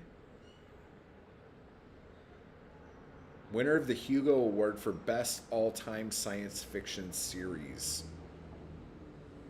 I don't know, man. This one might be a keeper. This might be a keeper. I'm so hot and cold with my sci-fi. I either love my sci-fi or I fucking hate it. Let me see. I have my notes strewn everywhere. Dude, that is exactly why I did the thing with Scrivener. I had stuff on my phone, I had stuff in notebooks, and I had stuff on a bunch of different programs on my computer. And when I would want to like fact check something or like go back and make sure something was a certain way, it took me so long to just find the note that had the information on it. And half the time, by the time I found it, it was like, wasn't what I thought it was going to be. And I just would waste so much time. So I spent about a week taking all of my notes. The only thing I haven't really done was transfer my notebook notes to Scrivener. But all of my phone stuff, all of my different programs on my computer, and some of my notebook stuff are now all in one Scrivener document. And that's making it really, really easy. We're editing it on Audacity and we'll probably post in a week or so. We will do it on YouTube and maybe Spotify, Apple, if I can figure out how to do it. We're excited. It was a lot of fun. We started diving deep into them a year ago, watched over 50, and now we'll be rewatching them along with new ones and just document our journey. That's fucking awesome.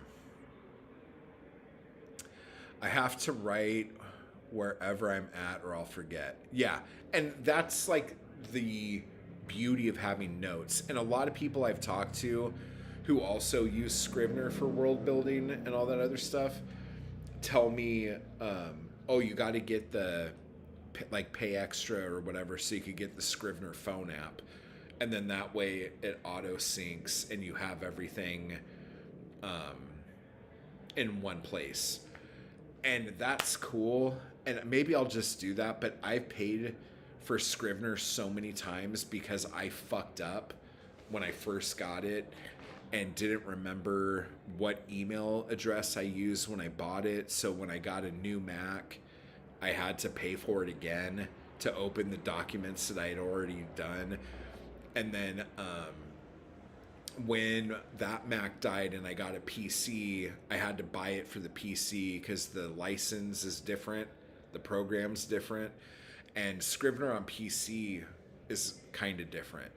So I had to buy it again for that. And then when I finally got off my PC and got a new MacBook, I thought for whatever stupid reason that I would be allowed to just use that license to have it on the new, and I couldn't. I had to buy it again. So, I mean, I've purchased Scrivener probably 4 times. And so the idea of buying a phone app now for it too sounds kind of stupid, but maybe I'll do it. I honestly, I don't remember what email I used to buy it last time. So that might be a problem. I don't know. Maybe I'll do it. But yeah, as far as like using a podcast to document your journey, that's awesome. And especially doing it with someone you love, you know, like having that historical conversation with your significant other about something you guys both love that either you could go back and listen to or like family could go back and listen to is a really, really cool thing to do. Like, so I applaud you. Good job, man. Yeah, let me know when that gets up. Getting stuff on Spotify and Apple used to be really easy the way I used to do it. And then that way doesn't exist anymore. But I've heard it's even easier now. I just don't know how to do it. Or else I would have the podcast that I'm trying to do up on that. And I would probably be already doing it. But yeah, let me know. Let me know when it's up.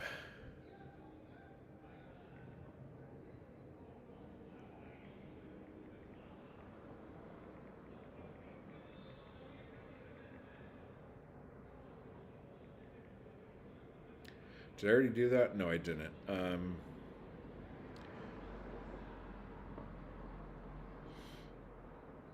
me see here.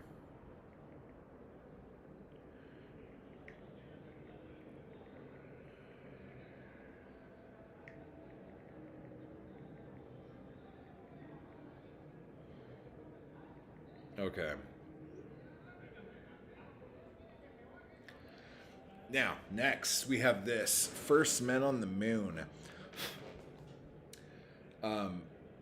I loved Book Baron. For those of you who grew up in Orange County, which is probably like one person who watches this within the next 10 years, Book Baron was my favorite fucking used bookstore. It was so big, and they had fucking everything. And the books were cheap. I mean, $1.25 when I was going to Book Baron was actually kind of steep, but compared to other used bookstores in the area, it was really good. And you can go in there with like $20 and get like a big brown grocery bag full of amazing shit. And man, a lot of the books, I don't know if I have a lot of them now, but a lot of like my original book collection, like vintage paperbacks, came from the Book Baron. Like, I absolutely loved that store, and they closed down a while ago. It was in Anaheim on Ball and Magnolia. And there was a comic book store there too. It was just such a great location.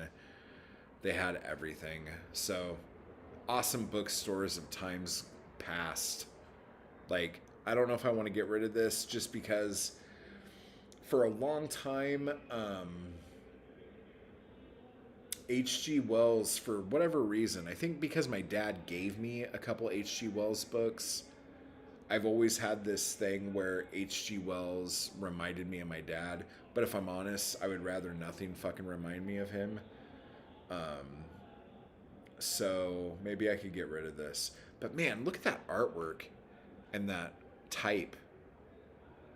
Look at that. That is so fucking cool. Man, what year is this? Oh, 1965. Dude, I'm telling you, that artwork that makes you think that you're at Tomorrowland at Disneyland, I don't know if that's just a nostalgic thing for me because I was born in Anaheim, and so like Disneyland was like a thing that like you can just go to all the time if you were able to get in. But the idea of what the 1950s thought the future would look like, and that future was like 1995. We've talked about this before, you know, like the just like wonderful utopic vision of what the future would be in the 1950s. It's kind of like, I guess, what Fallout thought. I mean, not what the people behind the vaults thought Fallout would be, but like that idea of like what Fallout, like what the people who didn't know thought the future would be. It's that same kind of feel. There's something about that that is so nostalgic. And artwork like this just makes me think of that. And like, look at that. I love that typeface, whatever the fuck you call it. That looks so good. I don't know what I'm going to do with this. Is this a keep or a toss? Ah! Oh, that's so frustrating.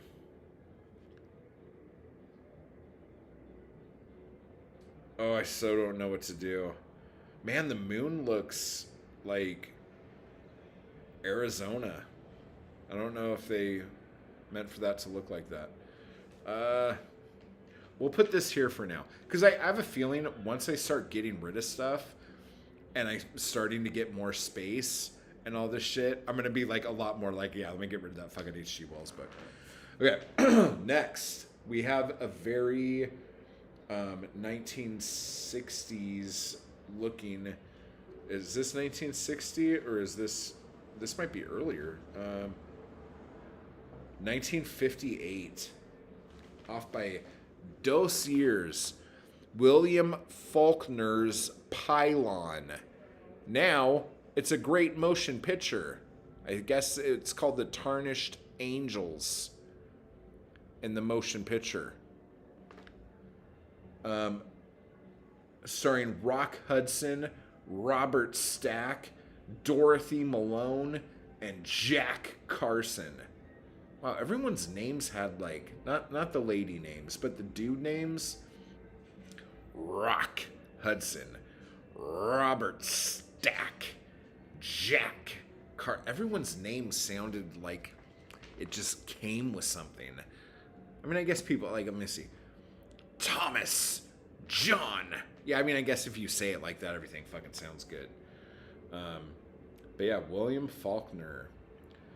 I personally am not a fan of Faulkner's writing style. Faulkner is one of our greatest living writer. Faulkner is our greatest living writer. Our only genius, says Harper's Magazine. And this dude was a fucking drunk. Wow. Look at that brick of fucking text, man. You guys want to read this book? I don't.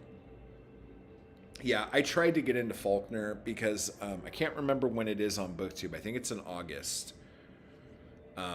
And I can't remember what the month read-along is called, but it's something Faulkner something. And I really tried to get into it, and I can't remember if it was As I Lay Dying or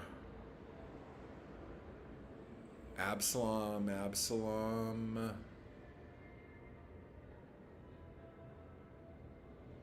I don't know. One year I tried to do it, and I hated how he wrote.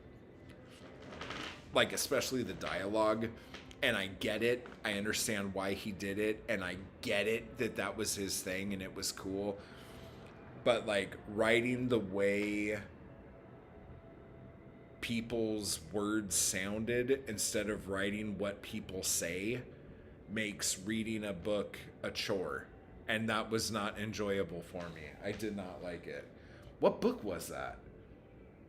But anyway, so when I was getting ready for that, I started buying up any William Faulkner I could find anywhere because I'm like, I'm going to get into William Faulkner so I could be friends with these cool Faulknerites. And I'm like, don't want to do that. I don't want to read that.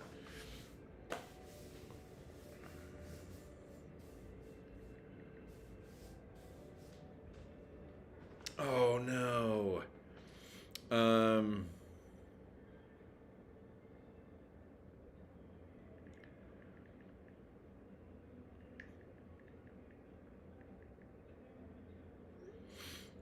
I'm making jokes about Burbank. If you know, you know. Are we still on here?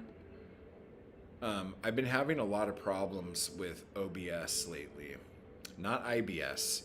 OBS, the system I use to record videos. Or especially when I'm doing streams. Okay. So we have an oldie. This is super old, and the heat has really damaged this book. This is an Earl Stanley Gardner pocketbook. Man, I love pocketbooks. Ugh. Permagloss. Yeah, the permagloss that it's talking about is such a cool thing on the back is completely coming off this book. I probably should just peel all of it off because it's fine under that and it still feels good. But yeah, the permagloss is not permanent, guys. But this is the case of the Velvet Claws. Who Earl Stanley Gardner, who is his character? Oh, Perry Mason. I'm like, how come I can't remember this? Oh, dude. Elizabeth. Okay, this book belonged to Elizabeth B. Budhue, who lives on 1207 Temple Terrace in Laguna Beach. I probably delivered food to you before, Elizabeth. And she got this book, or Al did, on June 8th of 1984. Oh my god. Oh, this book is so fucking beautiful. Oh, okay. We're gonna go over why this book is gorgeous and how shitty it is that books aren't this cool anymore. Okay, let's look at this. This is, oh, my hands are so fucking filthy. Oh my god. Okay, so first off, this is an awesome, beautiful, like 1930s looking cover. Okay, this is like what the hardcover 1930s mysteries would look like. Okay, gorgeous. Look at how like surreal, like dolly looking that fucking cover is, dude. What is this? I don't know. There's like some like spilled milk that's crawling on the ground in a nightmarish dream sequence.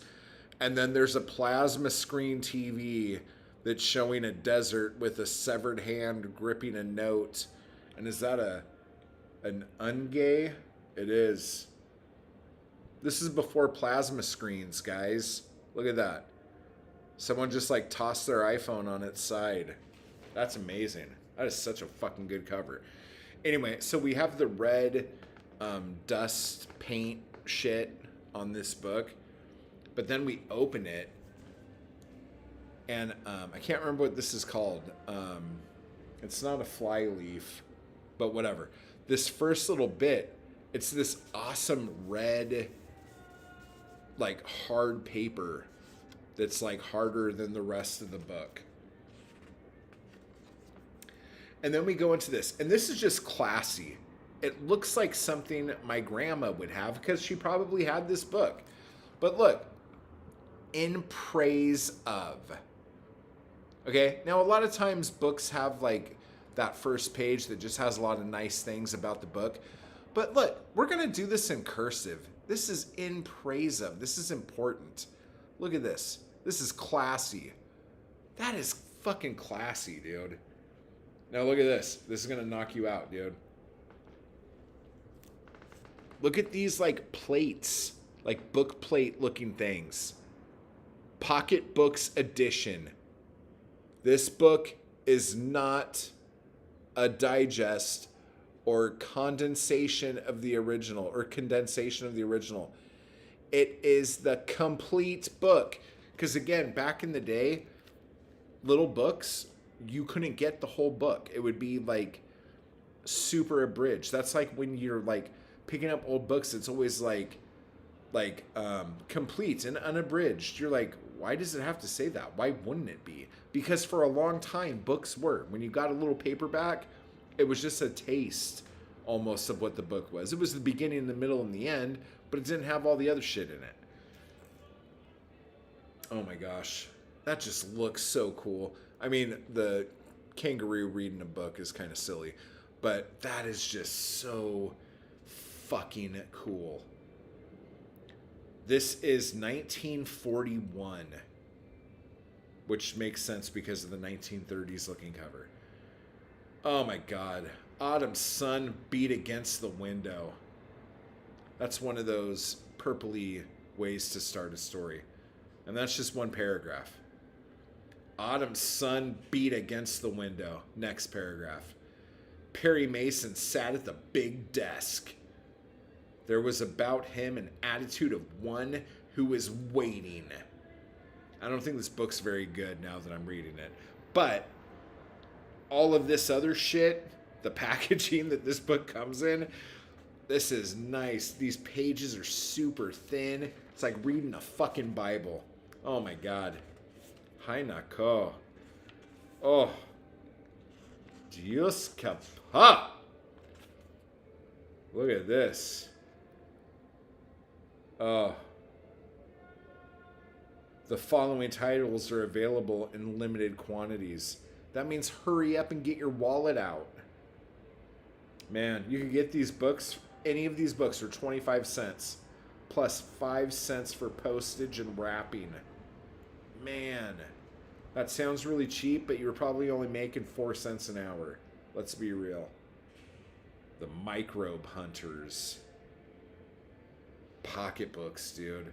And like the last like I don't know, 5 or 6 pages are just the Pocketbooks catalog. This was the Pocketbooks website. It was just at the end of the book. Ugh.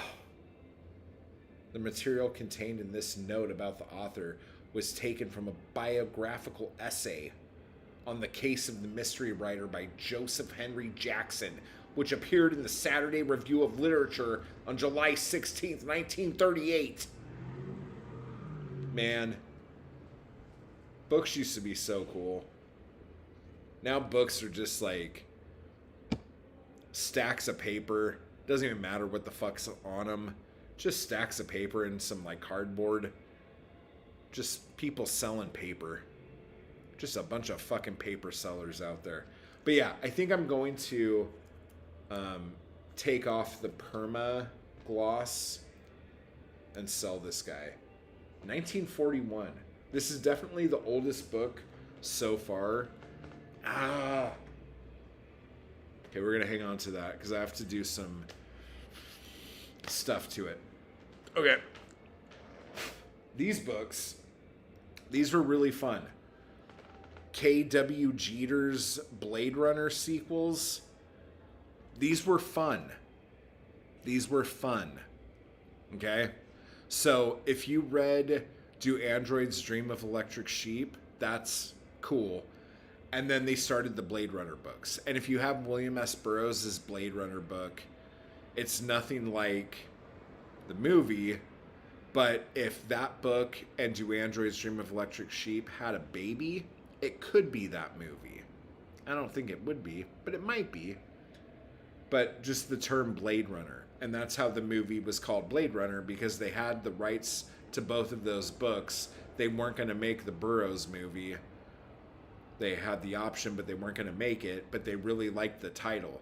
So Burroughs got a check for just having the, Philip K. Dick Android Sheep book become a movie, and they called it Blade Runner.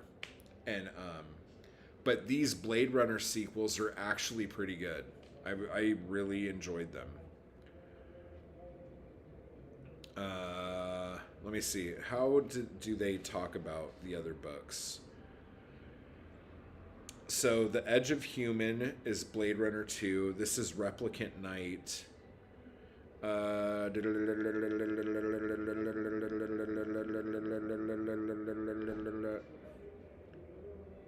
Yeah, so they didn't write a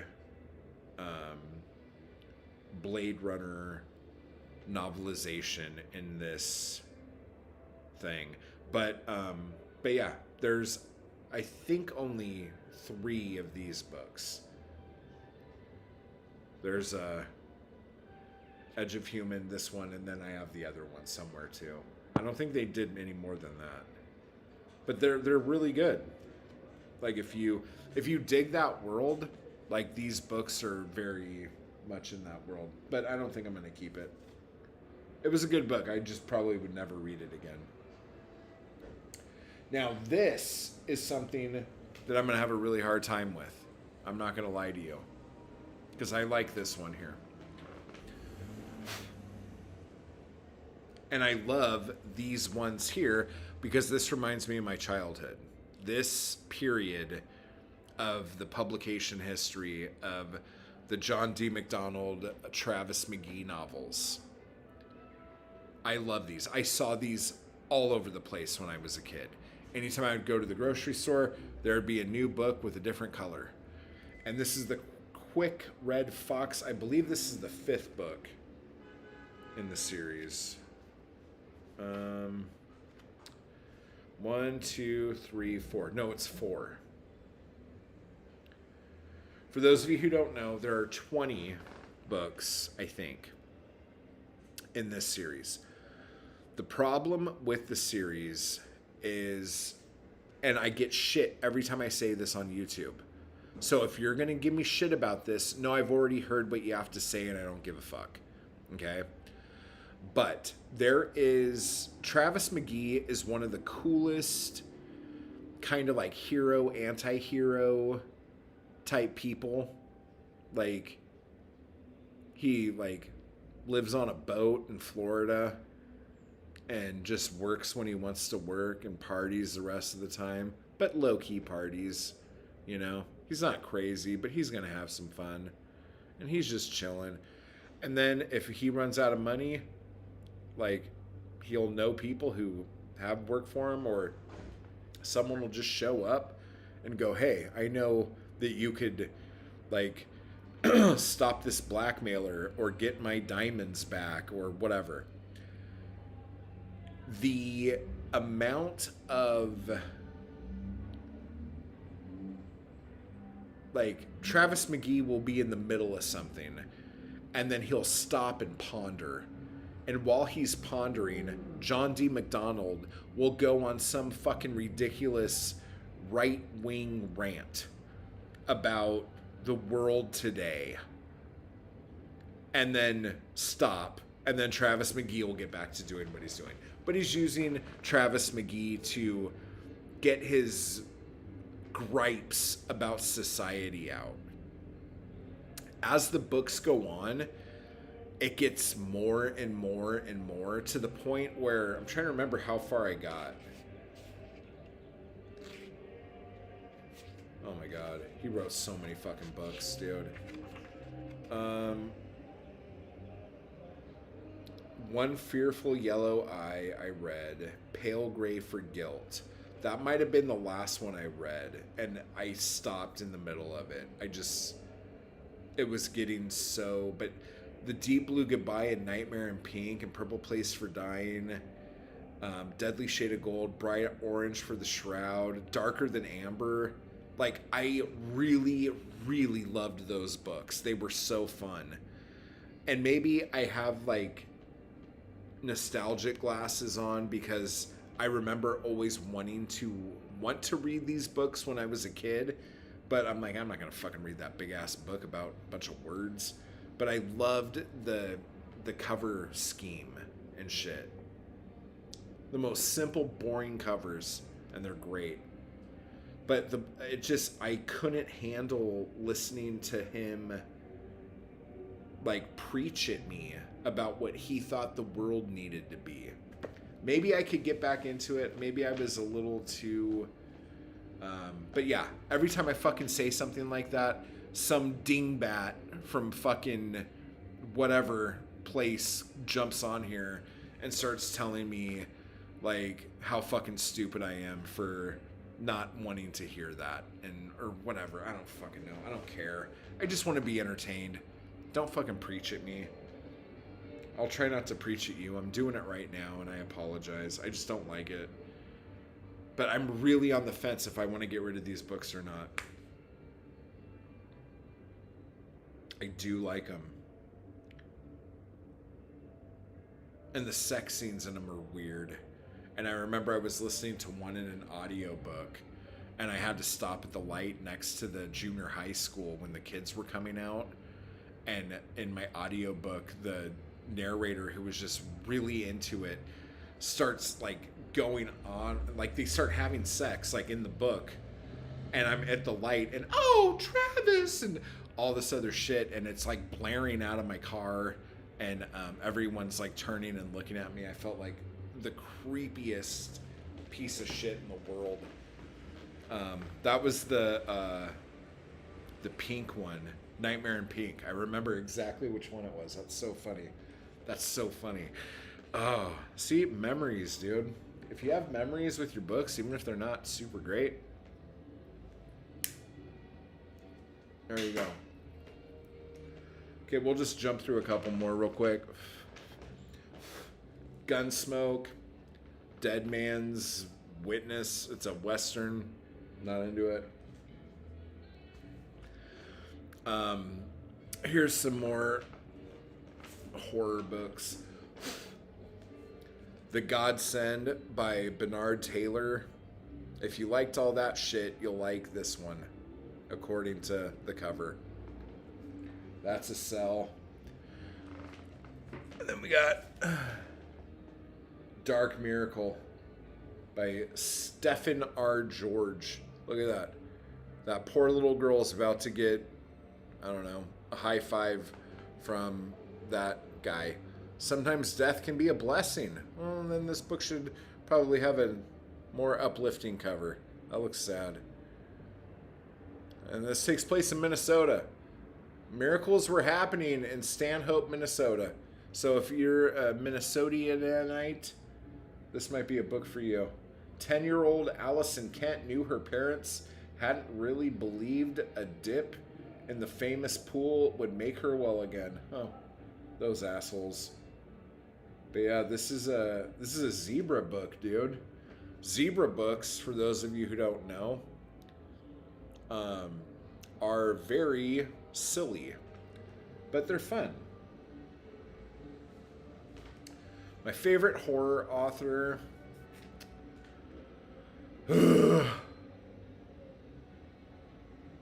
That is so hard. Because I want to say Lovecraft, just because of everything he created and the way he wrote about madness. Because that scares me more than monsters and shit. But, oh,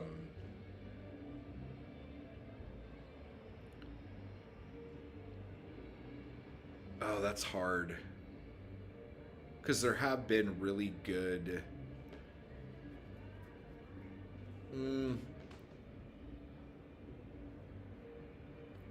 Problem is that every horror author that's out there now was so inspired by Lovecraft that, like, I don't know how you could say that Lovecraft isn't, like, your favorite. Like, Stephen King basically gets paid by the page, so I understand why he's so wordy. Because his earlier books were punchy, and they just went, dude. I like Stephen King's early shit. Like, once he hit, like, the 80s, like, I'm like, what the fuck is this? Let me see.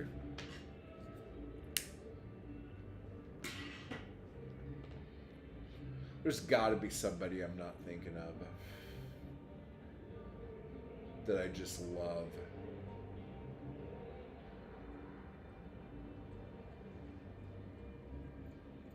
If I'm honest, every time I find somebody I like, I'll read a bunch of their books until I hit a book that I really don't like. And then, like, I blame that thing on them. And I'm like, oh, that wasn't very good. I don't like this anymore. But, like, that Sean Hudson guy, I really liked him for a while.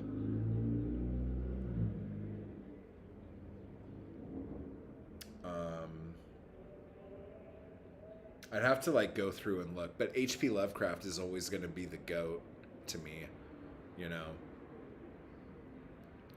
I didn't know King got paid by the page. I don't know if he actually does get paid by the page. I just say that because I'm like like, Stephen King is like Argento to me. Like, everyone loves him for whatever fucking reason, so I have to, like, tear him down. But he bores the shit out of me. Like, his books are just, like, giant, like, reams of paper. And, like, I think his books... I mean, I would like his books better if they were shorter. He fluffs everything up way too much. His reliance on flashbacks and shit annoys the fuck out of me. Also, and I don't know how... I've heard he doesn't do this as much now, but there was a period of time in his writing that whenever he wanted to show you that someone was a bad person, he would have them throw out a acialist race slur, or he would have them, like, kick a dog, or try to almost essay a woman. And that's how you know they're a bad person. It's like, you're a writer. Have some tact. Come up with something to make something, like, peel back like layers, you know? And what I hate even more is when he will, and I don't have any examples of this off the top of my head, so me talking about this is probably pretty shit, but him doing something where he drops the N-word on somebody, so you know that this is a despicable person, but then later like show that maybe they're not that bad. I don't like that. Like, if you're gonna make somebody a bad person by doing this shit, don't try to like fix them up later, you know, like, and just be more creative with how you show someone's a bad character.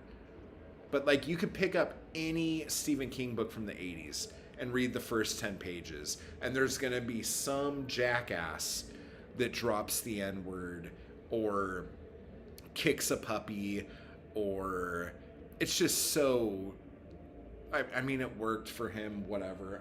I don't like it, but I heard that he doesn't really do that like later in his work. I don't know, because I have a life and I don't have time to read 1,500 pages of self-fellatio before you find out what happens. Like, I don't have time for that. So I just got really mean to Stephen King, and I apologize. But what I will say, H.P. Lovecraft, piece of shit. Horrible fucking human being. But H.P. Lovecraft also didn't have Twitter. He was able to write letters to people and show what an asshole he was. But I think the only difference between Lovecraft and King is King could say horrible shit in his books and then go on Twitter and then be the most liberal motherfucker in the world. Whereas Lovecraft was just a horrible piece of shit in his books, and probably real life too. And like, he didn't have the luxury of being able to like mold his image better on Twitter. Okay. And I'm not saying Stephen King's a bad dude. Stephen King's a like goat motherfucker, obviously. Like, he's sold more paper than fucking the Yellow Pages, dude. Like, that motherfucker has done it. But I'm just saying.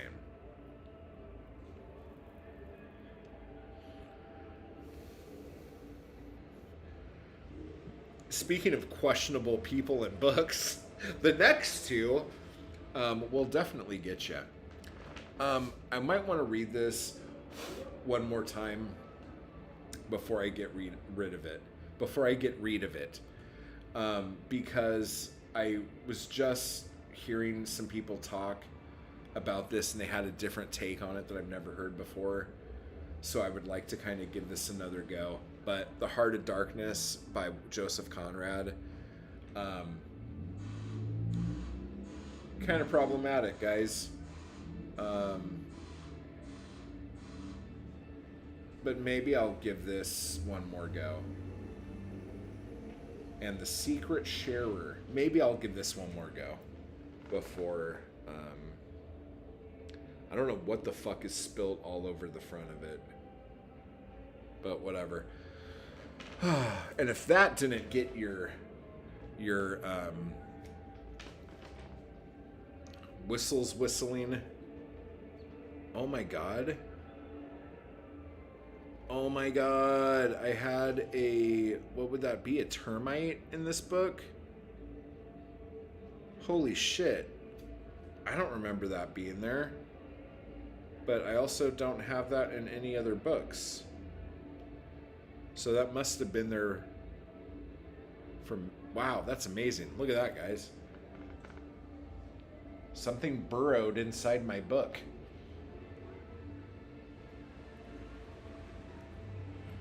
But, yeah, this is an old, super beat-up copy covered in cat hair, which is ridiculous.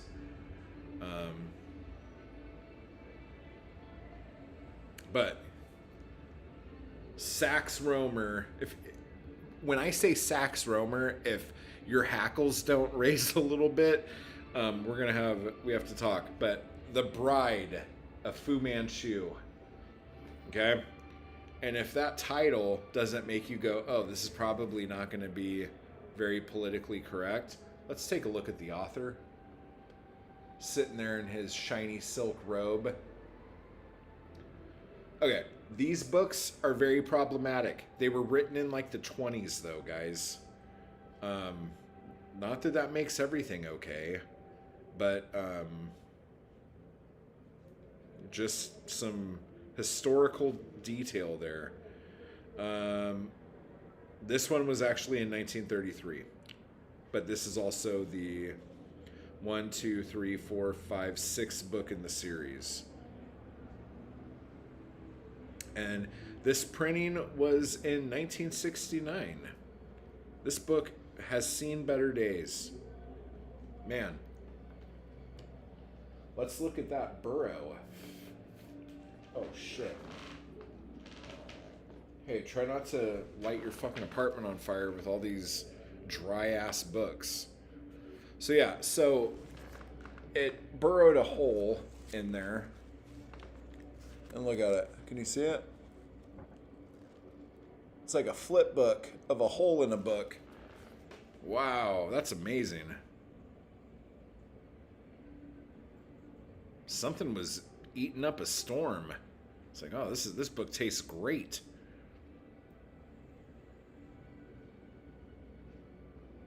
But yeah, I don't think I could sell this. This might be an art project book or something. Free with any purchase at Patty's Paperbacks and Supplies on Wayne Avenue in Indiana, Pennsylvania. So, if anyone is in Indiana, PA, you can run over to Patty's Paperbacks and Supplies and see if it's still in business and say thank you for the book that was free with any purchase. Sax Romer. That book is beat the fuck up.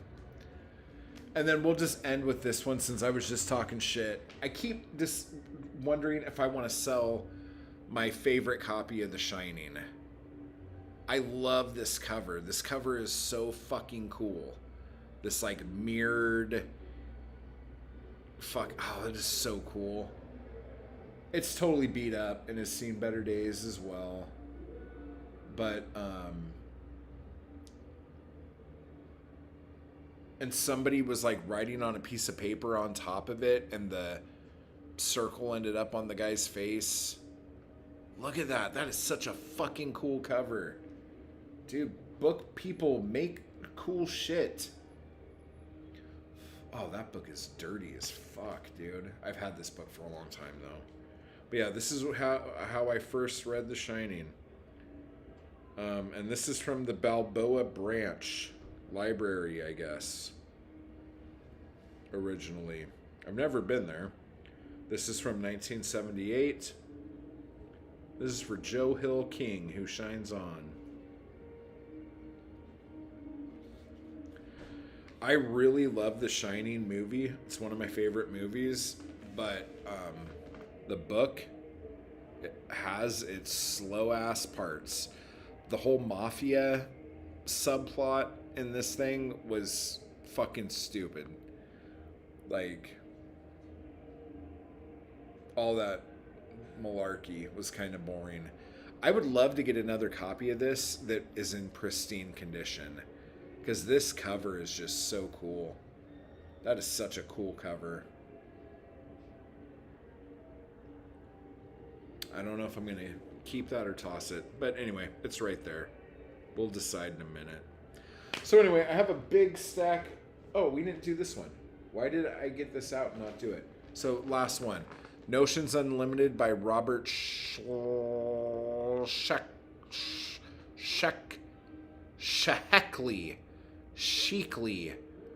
It says, an eerie excursion into far out worlds and fantastic adventure.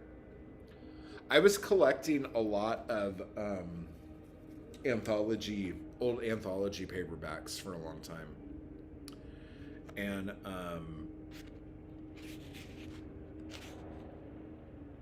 I don't know. I